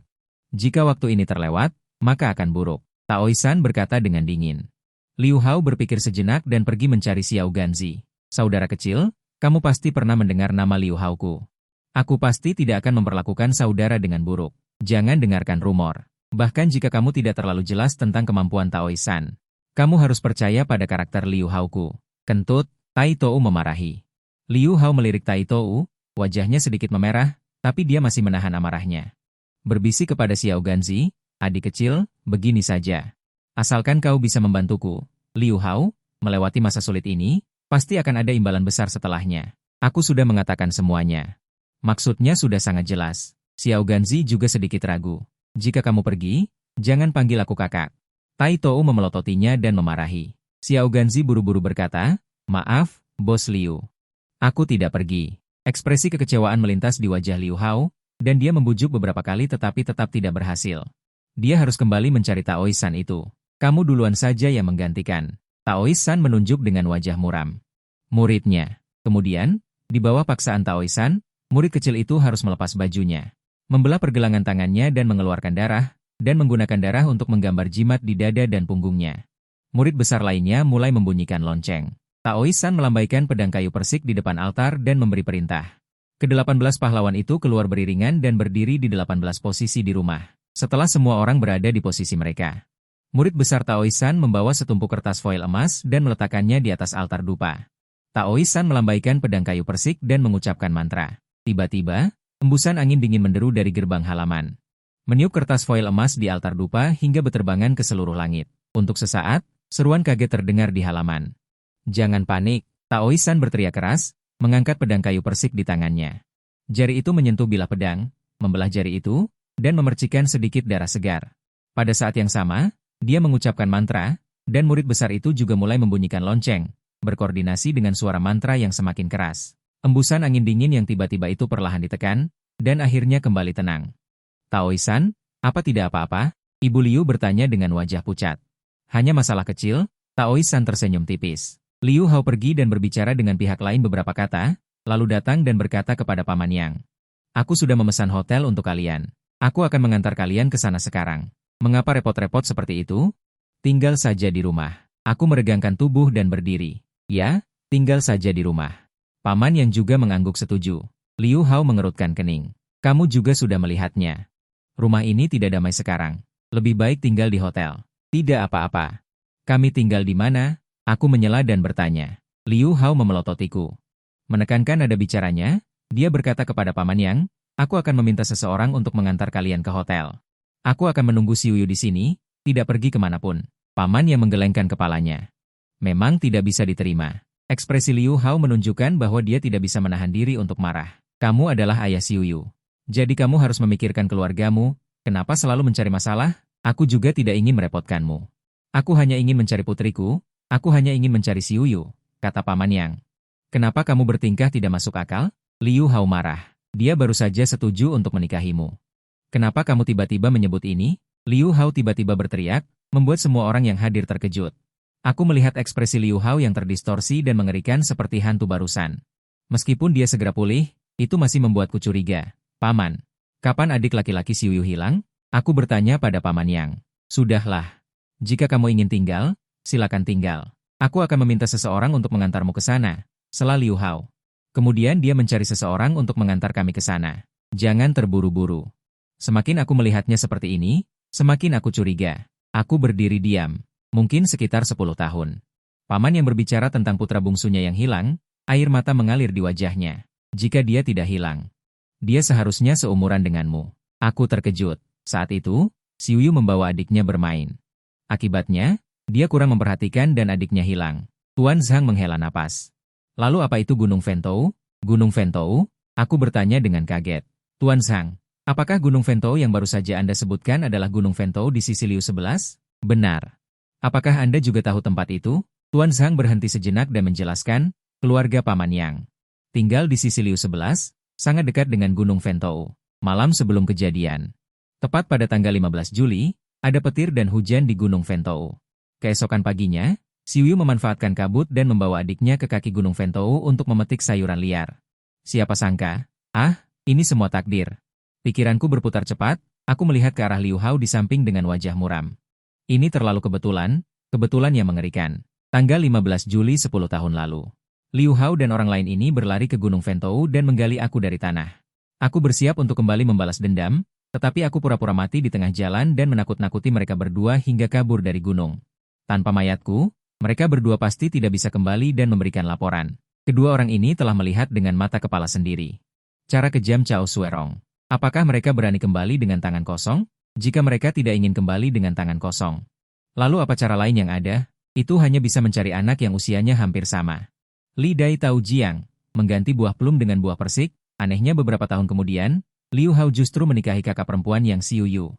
Tujuan dibaliknya membuat orang bergidik. Selama bertahun-tahun di Bukit Kuburan. Aku paling sering berhubungan dengan bibi bisu adalah hal-hal tentang siluman dan hantu. Tetapi dibandingkan dengan kejahatan hati manusia ini.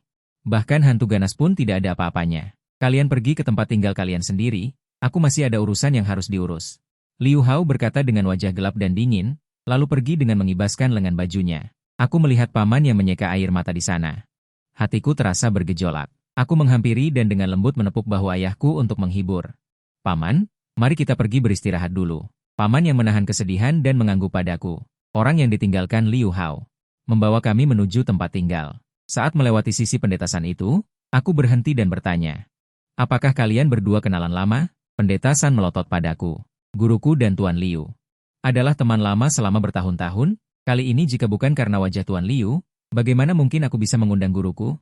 Murid besar Pendeta San berkata dengan bangga. Ternyata begitu. Aku mengangguk. Aku mengambil beberapa lembar kertas emas dari altar. Apa yang ingin kau lakukan? Pendeta San membentak.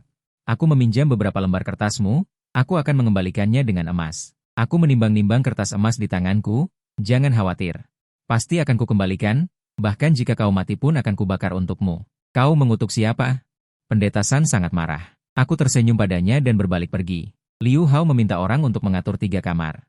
Semuanya berada di sudut tenggara rumah yang agak terpencil. Kalian berdua juga berencana untuk tinggal? Aku melihat si kepala besi dan si kecil. Juga ikut, jadi aku bertanya kepada mereka. Bisakah Anda memberi kami beberapa petunjuk? Selamatkan kami saudara-saudara, tanya kepala besi sambil menggosok-gosok tangannya dengan gugup. Aku meliriknya. Amulet di lehermu itu, jagalah baik-baik, jangan dilepas. Untuk sementara waktu tidak akan terjadi apa-apa. Lalu itu berarti cepat atau lambat masih akan terjadi sesuatu? Kepala besi mendengarnya dan gemetar, kakinya lemas, dan dia jatuh terduduk di kursi. Anda harus memikirkan cara untuk kami bersaudara. Kami masih muda dan belum punya istri. Aku melipat beberapa lembar kertas emas yang kuambil dari Taoisan menjadi batangan emas. Wen Yan bertanya dengan heran, kamu sudah hampir 40 tahun, kan? Belum punya istri? Anda mungkin salah paham. Saya terlihat tua, tapi sebenarnya belum sampai 30. Tai Tou menjelaskan dengan wajah pahit, dan Xiao Ganzi di samping dengan cepat bersaksi, kakak Tai Tou hanya beberapa tahun lebih tua dariku. Kami tumbuh bersama sejak kecil, dia hanya terlihat tua. Aku bersenandung dan bangkit berjalan ke pintu. Tai Tou dan Xiao Ganzi dengan cepat mengikuti, menatapku dengan penuh harap, berdiri di samping dan tidak berani bersuara. Di mana 3 saudaramu? Aku bertanya pada Tai Tou. Masih berjaga di depan pintu. Tai Tou berkata dengan tergesa-gesa. Aku tidak bisa menahan diri untuk menoleh dan meliriknya. Apa kau benar-benar berpikir hidup mereka terlalu lama? Ekspresi Tai Tou berubah drastis. Dia dengan cepat mengeluarkan ponselnya dan menelepon mereka. Tetapi setelah menelepon lama, dia menyadari bahwa dia tidak bisa tersambung. Dia sangat cemas sehingga dia mengutuk, ponsel rusak macam apa ini? Kenapa tidak ada sinyal? Terkadang energi jahat terlalu kuat dan akan mengganggu sinyal. Aku menjelaskan dengan nada datar. Tai Tou menghentakkan kakinya dan dengan cepat menendang Xiao Ganzi. Cepat dan panggil mereka semua ke sini. Xiao Ganzi tidak berani menunda dan segera berlari. Tidak lama kemudian, dia kembali membawa 3 orang. Salah satunya mengenakan handuk di hidungnya. Ada banyak noda darah di pakaian di dadanya. Tai Tou buru-buru melepas jimat dari lehernya. Dia mengenakannya pada pria yang hidungnya berdarah, dan kemudian dengan hati-hati berlari dan bertanya kepada saya apa yang harus saya lakukan. Aku melihatnya dan tersenyum, kau cukup setia. Kita semua tidak punya orang tua. Kami tumbuh bersama sejak kecil, tidak bisa disebut setia. Tai Tou menghela nafas. Aku mengeluarkan koin keberuntungan yang telah diproses secara khusus dan memberikannya kepada mereka 5 keping. Pegang di tanganmu dan jangan sampai hilang. Kembalikan padaku nanti. Tai Tou dengan tergesa-gesa menerimanya. Dia membagikan koin keberuntungan itu kepada beberapa saudara, dan menyimpan 1 di tangannya sendiri. Aku memberikan 2 koin keberuntungan lainnya. Kepada Tuan Zhang dan Paman Yang. Tuan Zhang berseru, dan ekspresi semua orang sedikit pucat. Kami akan berjaga di sini. Tai Tou berkata tanpa ragu-ragu. Melihatku menatapnya, dia menjelaskan sambil tersenyum. Bukankah tadi Anda mengatakan bahwa jika Anda lari, Anda tidak akan hidup lebih dari beberapa hari? Lebih baik bertaruh dengan Anda. Bertaruh apa? Aku di sini untuk menonton pertunjukan. Aku bertanya dengan bingung. Tai Tou dan yang lain tertegun. Tuan Zhang, Paman Yang. Malam ini kita jangan tidur dulu. Kita semua begadang bersama, menyeduh teh, berbicara dan mengobrol. Aku berkata kepada mereka berdua, mereka mengangguk, Paman Yang lalu berbaring di tempat. Ini semua salahku, menyeret kalian semua. Kakak, jangan katakan itu. Sama seperti Bos Xiaolin, aku juga datang untuk menonton pertunjukan, kata Tuan Zhang sambil tersenyum. Aku mengacungkan jempol kepada Tuan Zhang, kakak laki-laki ini hanyalah seorang pengemudi, tetapi memiliki jiwa kesatria. Tai Tou dan Xiao Ganzi mengambil teh dan makanan ringan masuk, sekelompok orang berdesakan di sebuah ruangan, minum teh dan begadang. Malam semakin larut, di luar sunyi senyap, bahkan suara anjing pun tidak terdengar. Tenang dan menekan, baru memasuki Zizi, yaitu pukul 11 malam. Aku menyuruh Xiao Ganzi mengambil baskom berisi air bersih, meletakkannya di atas meja, lalu memasukkan ingot perak yang sudah dilipat ke dalam air. Tuan Zhang dan yang lainnya melihat dengan rasa ingin tahu. Semua mendekat, hanya duduk di samping. Satu tanganku menopang pipi, siku bertumpu di atas meja, tangan lainnya mengetuk-ngetuk ringan di atas meja. Saat meja bergetar, permukaan air di dalam baskom mengeluarkan riak kecil, lingkaran demi lingkaran. Ingot emas itu justru terpaku di tengah baskom air, seolah-olah ada tangan di bawah air yang menariknya. Tidak bergerak sama sekali, aku tiba-tiba berhenti mengetuk meja, riak di permukaan air perlahan mereda. Ingot emas itu tiba-tiba bergerak, berputar ke arah barat daya, Tuan Zhang dan yang lainnya langsung berseru. Lalu dengan cepat menutup mulut mereka, aku melihat sebentar, bangkit dan berjalan ke dekat jendela. Tepat pada saat ini, terdengar jeritan melengking dari halaman dalam. Ada apa? Semua orang di dalam rumah terkejut, lalu terdengar suara senjata yang berisik di luar, dan suara langkah kaki Cao yang kacau dari luar rumah. Apakah kita perlu keluar dan melihat? Tai Tou bertanya dengan ragu, aku berkata. Baik, kamu keluar dan lihat, hanya ibuku. Sial, wajah Tai Tou langsung pucat, aku melihatnya. Kenapa? Tai Tou menendang Xiao Ganzi, tidak mau ikut denganku? Keduanya menggenggam erat pisau di tangan mereka, menarik napas dalam-dalam, membuka pintu dan keluar, Kak Tai Tou. Hati-hati, jangan sampai terjadi apa-apa, ketiga saudara mereka mengingatkan dengan ramah. Aku menunggu, menunggu, menunggu. Dari luar terdengar makian marah dari Tieto. Kami menunggu di dalam kamar sebentar. Tieto dan Xiao Ganzi kembali dengan wajah pucat. Saat itu, angin kencang bertiup dari luar, dan pintu berderit kencang. Orang-orang di dalam rumah ketakutan dan segera menutup semua pintu dan jendela rapat-rapat. Mereka duduk di kamar dan tidak berani bernapas. Aku datang ke dekat jendela dan melihat keluar. Hanya suara isak tangis itu semakin keras, tidak seperti suara angin, tetapi lebih seperti tangisan hantu. Tuan Zhang mendekat dan berbisik, Bos Lin, rumah ini sangat menyeramkan. Terlalu aneh. Menurutmu apakah ada hubungannya dengan Xiuyu? Apakah kamu curiga sesuatu telah terjadi pada Xiuyu?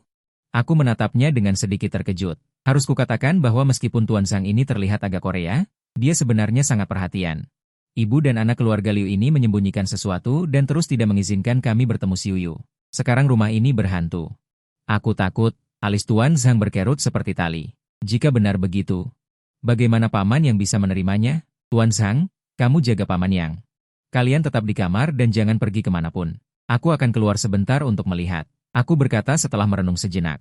Tuan Zhang mengangguk dan berbalik untuk memberitahu yang lain. Bos Lin akan keluar sebentar. Kita semua berjaga di sini dan jangan berkeliaran. Tieto terkejut. Bola matanya berputar dan berkata, aku juga ikut denganmu. Aku akan membantumu. Mendengar itu, aku merasa itu masuk akal. Tieto dengan senang hati bersiap untuk membuka pintu.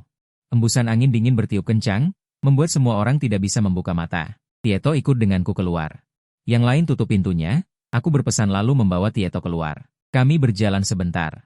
Tieto menarik lengan bajuku. Kulihat di bawah bebatuan buatan, sepertinya ada kuil tahu di sana. Kulihat di sisi tenggara bebatuan buatan itu, berdiri seorang pria bertelanjang dada, membelakangi kami. Di punggungnya ada jimat merah tua. Sepertinya murid kecil dari Taois anjing itu. Tieto berseru. Aku melihatnya juga mirip, jadi kami sepakat untuk pergi melihat. Tieto berlari dan menepuk bahu Taois itu.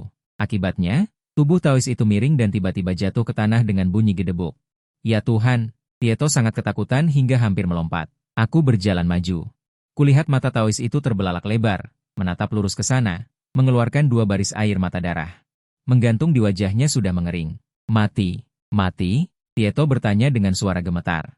Seharusnya masih ada sedikit napas. Aku menyingkap kelopak matanya dan melihat sekilas. Bisakah diselamatkan? Tai Tou menatap Tao itu dan bertanya, aku melihatnya sekilas. Kau memegang koin itu. Di dada dan 3 cun di bawah pusarnya, coba pukul beberapa kali dengan keras. Tai Tou maju dan mengangkat Tao itu. Dia mengepalkan tinjunya dan menghantam beberapa kali ke arah lawannya. Kemudian Tao itu membuka mulutnya dan menyemburkan ki hitam dari mulutnya. Tai Tou lengah dan berteriak ketakutan, lalu melompat mundur jauh-jauh. Jangan kaget.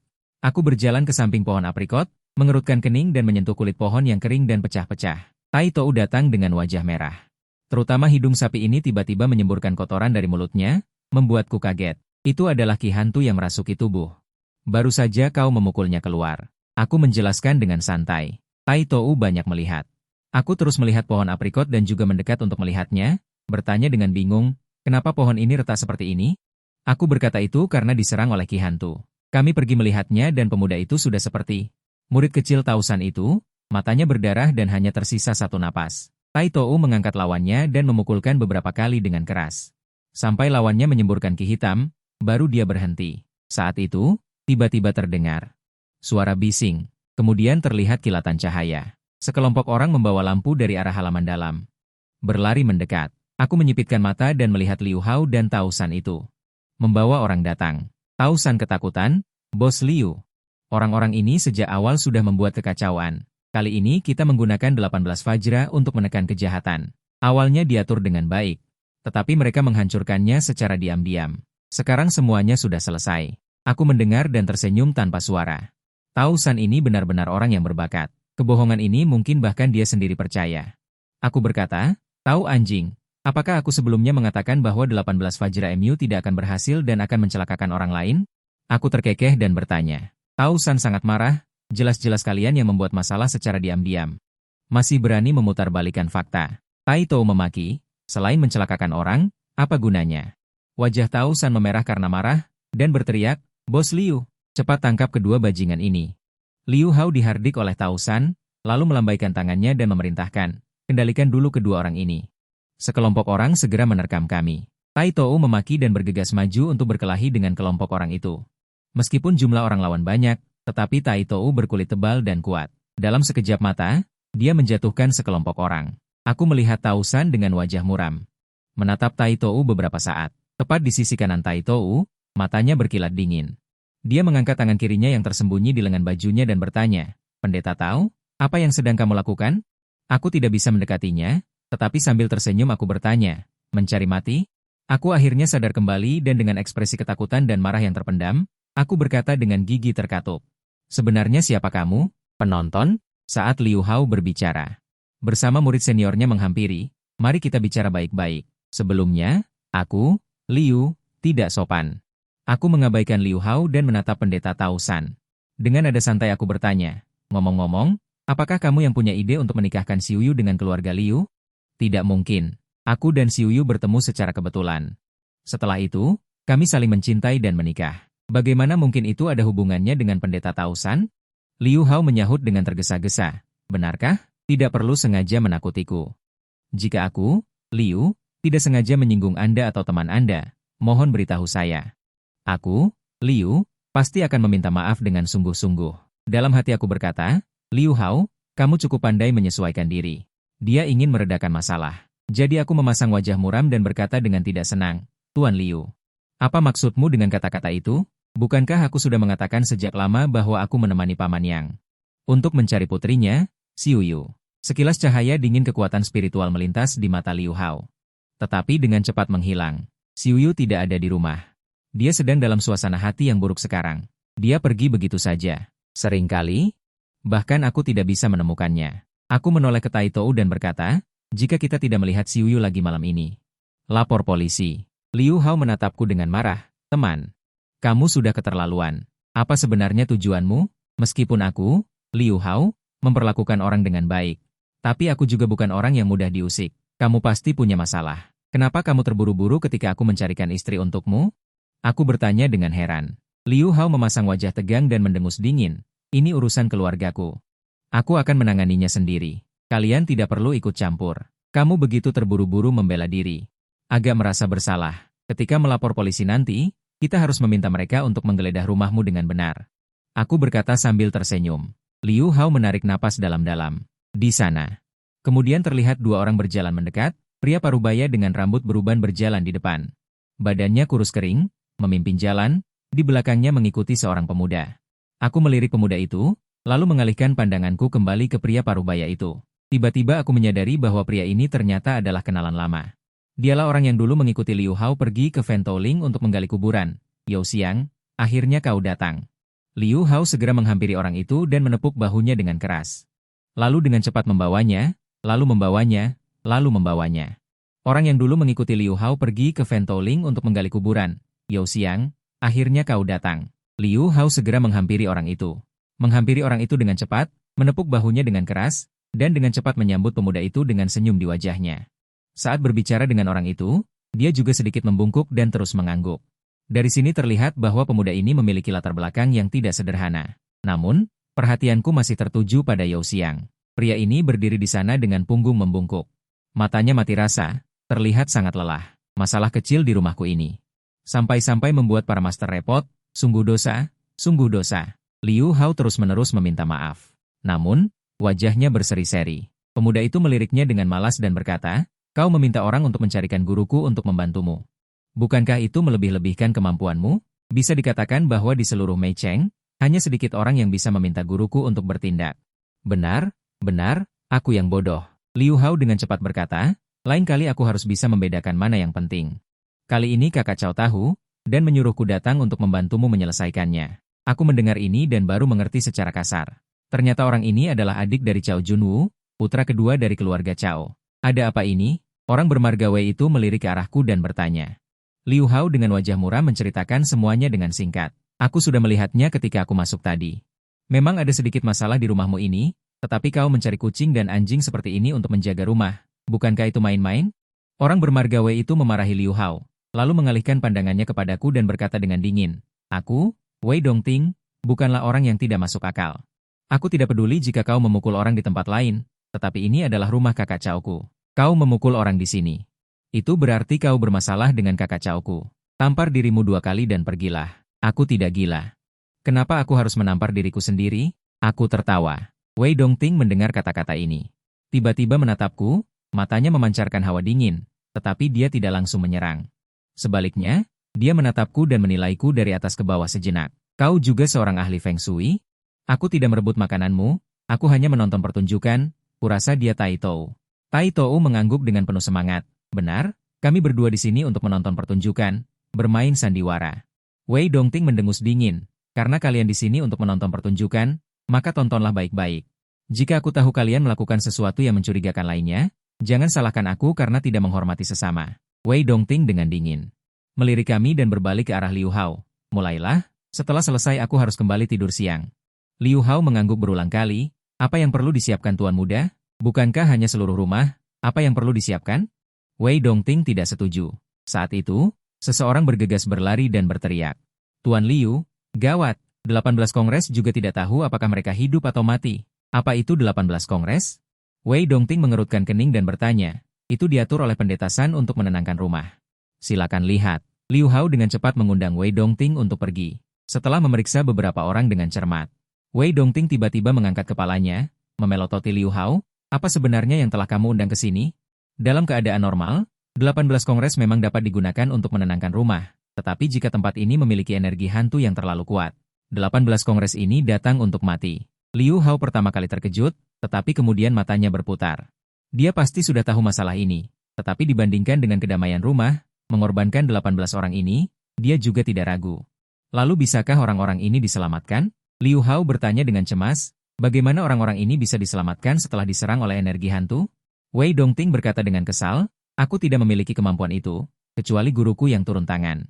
Tetapi guruku sedang dalam pengasingan baru-baru ini, tidak mungkin membersihkan kekacauanmu. Lalu apa yang harus dilakukan? Tolong pikirkan cara untukku. Liu Hao juga panik dan memohon berulang kali. Wei Dongting tidak bersuara dengan wajah muram.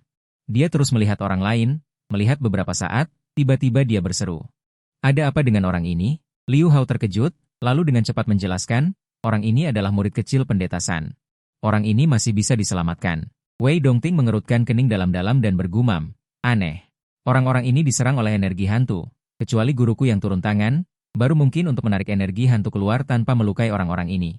Orang ini jelas juga telah diserang oleh energi hantu, tetapi energi hantu di tubuhnya telah ditarik keluar. Lalu Liu Hao menatap kami beberapa saat, tiba-tiba menepuk pahanya dan berkata, "Aku ingat, ketika kami menemukan mereka, kedua orang ini sedang melakukan sesuatu yang tidak pantas, dan kami tidak tahu apa yang mereka lakukan." Ekspresi Wei Dongting berubah saat mendengar, dia mengamati kami dari atas ke bawah. Chen Sheng bertanya, "Apakah kalian yang menghilangkan energi iblis? Bagaimana kalian melakukannya?" Wei Dongting bertanya dengan mendesak. Aku memberi isyarat kepada Dr. Tieto. "Pertunjukan bagus sudah selesai, ayo pergi." "Berhenti." Wei Dongting terkejut. Aku pura-pura tidak mendengar dan membawa Tieto menuju halaman dalam. Sengaja membawa kami ke kolam teratai yang kami lewati sebelumnya. Saat ini, angin yin masih menderu di rumah itu. Seperti hantu yang menangis dan meratap dengan sedih, tetapi air kolam ini hitam pekat, tenang seperti biasanya. Tidak ada riak sedikit pun. Melihat ekspresiku menjadi dingin, Tieto juga menarik kembali senyumnya. Dia menatap kolam itu beberapa kali dan berkata dengan suara rendah, "Apakah ada masalah dengan kolam ini? Kenapa kau bertanya?" Aku bertanya dengan santai sambil memikirkan sesuatu. Sebelumnya, ketika kita baru masuk, Anda juga melihat ke sini beberapa kali. Dan sebelumnya aku tidak merasakannya, tetapi semakin aku melihatnya, semakin aku merasa ada sesuatu yang salah. Aku tidak tahu apakah aku setuju atau tidak, aku tidak melanjutkan pembicaraan ini, tetapi mengubah topik pembicaraan. Jika mereka datang mencarimu untuk menyelamatkan orang nanti, apa yang akan kau lakukan? Menyelamatkan orang? Tieto tertegun sejenak dan tertawa. Jika aku bisa menyelamatkan, aku ingin. Aku mengenal orang-orang itu, mereka semua berasal dari keluarga miskin. Kalau tidak, mereka tidak akan datang ke sini untuk mempertaruhkan nyawa mereka. Baiklah, jika kau ingin menyelamatkan, selamatkan. Aku mengangguk. Tapi tidak bisa menyelamatkan dengan gratis. Tieto tiba-tiba menyadari dan menepuk pahanya, aku mengerti. Kita harus meminta uang dari orang bermarga Liu itu. Saat kami berbicara, kami melihat sekelompok orang berjalan ke arah sini. Terlihat Liu Hao dan kelompoknya datang bersama Wei Dongting, yang terakhir memegang kompas di tangannya. Dia melihat sekeliling, seolah-olah sedang mencari sesuatu. Melihat kami berdiri di tepi kolam teratai. Liu Hao memberitahu Wei Dongting dan berjalan cepat ke arah kami. Liu Hao berteriak dari jauh, "Bos Lin, saya sangat menyesal atas kesalahan saya tadi. Saya akan meminta maaf kepada Anda." Aku tidak menghiraukannya. Tieto berdeham dan menghentikan Liu Hao. Dia berkata dengan wajah dingin, "Apa yang kau lakukan di sini lagi?" "Aku ingin meminta Bos Lin untuk menyelamatkan belasan saudara itu."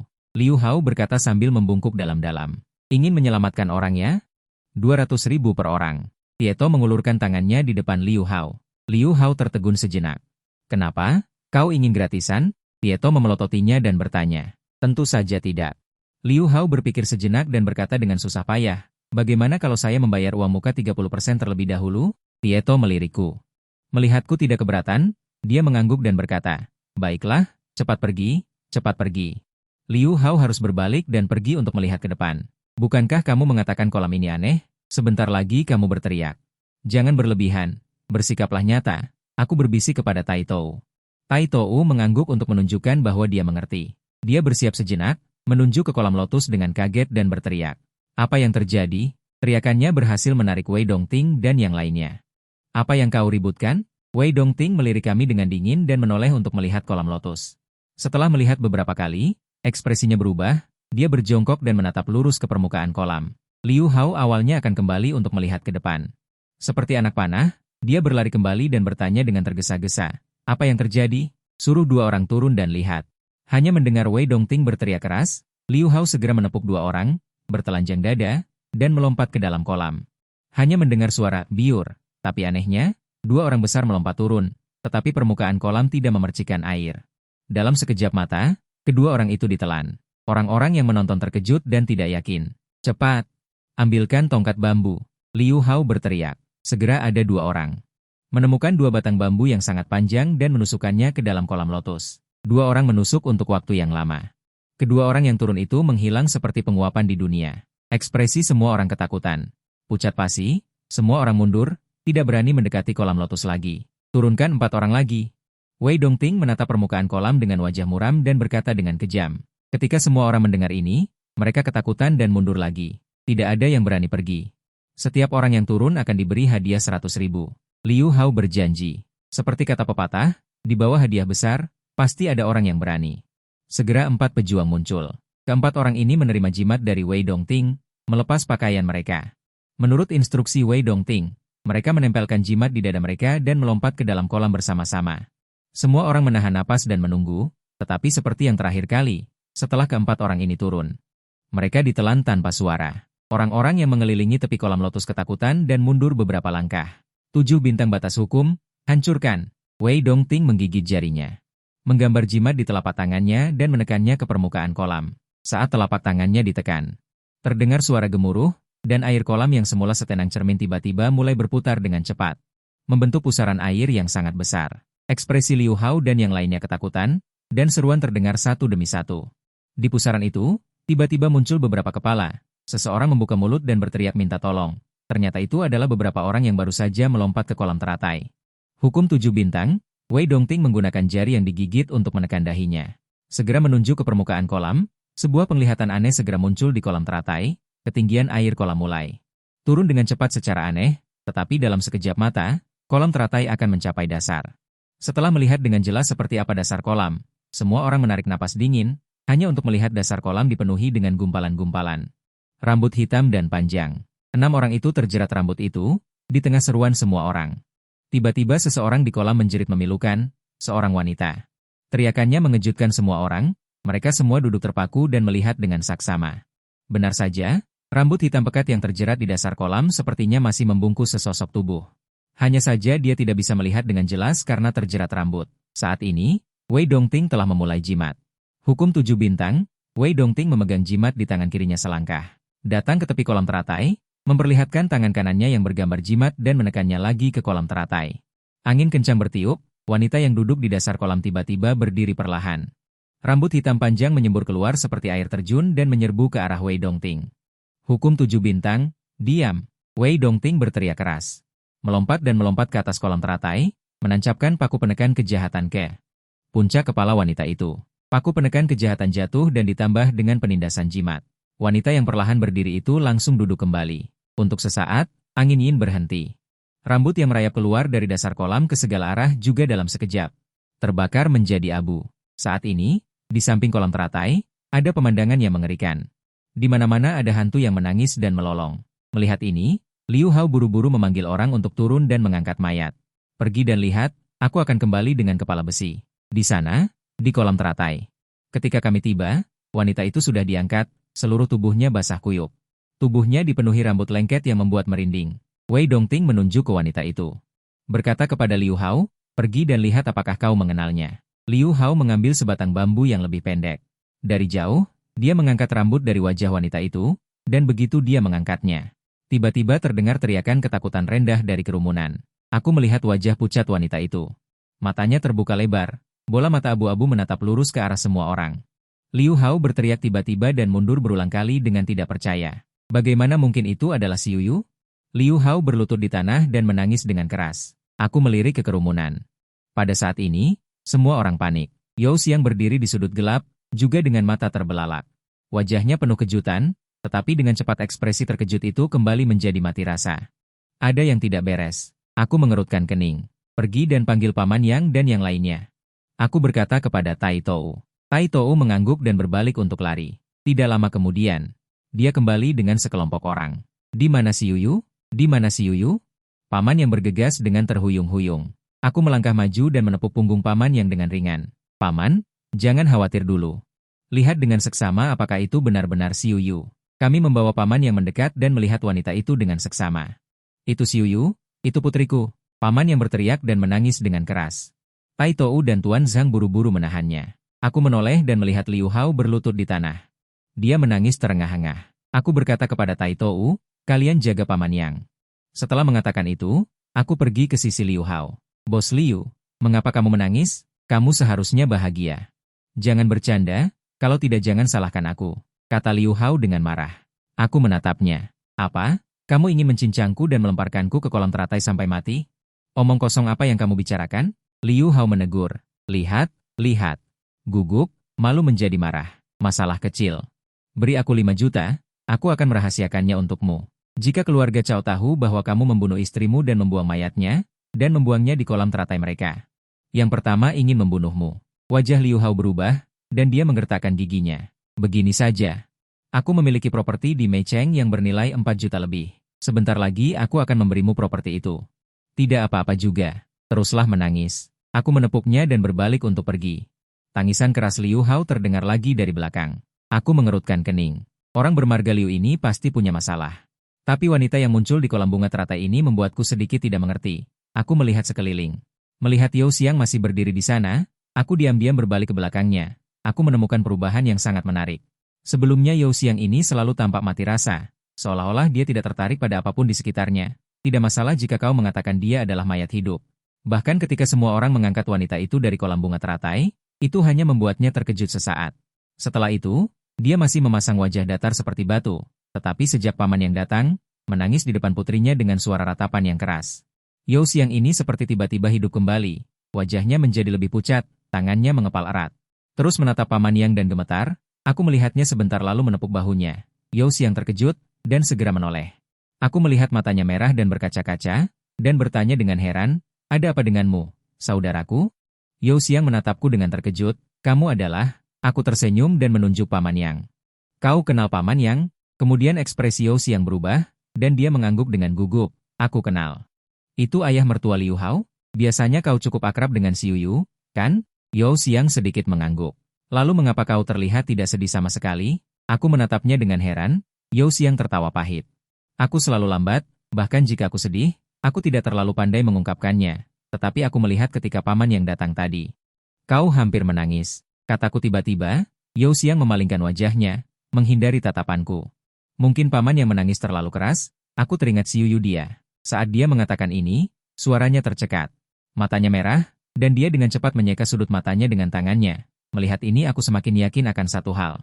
Oke, simpan dulu mayatnya, dengarkan perintahku, jangan disentuh sembarangan. Raungan datang dari belakang, aku menoleh dan melihat Wei Dongting maju, dan menugaskan orang untuk bertindak sesuai dengan perintahnya. Tutupi mayat yang Xiu Yu dengan kain putih, lalu angkat dengan papan pintu, segera beli peti mati. Wei Dongting memanggil Liu Hao yang menangis tersedu-sedu. Bagaimana kau bisa menemukannya begitu cepat? Liu Hao menyeka air matanya dan berkata dengan susah payah, jika kau ingin rumah tangga itu damai, cepat pergi, mengapa banyak omong kosong?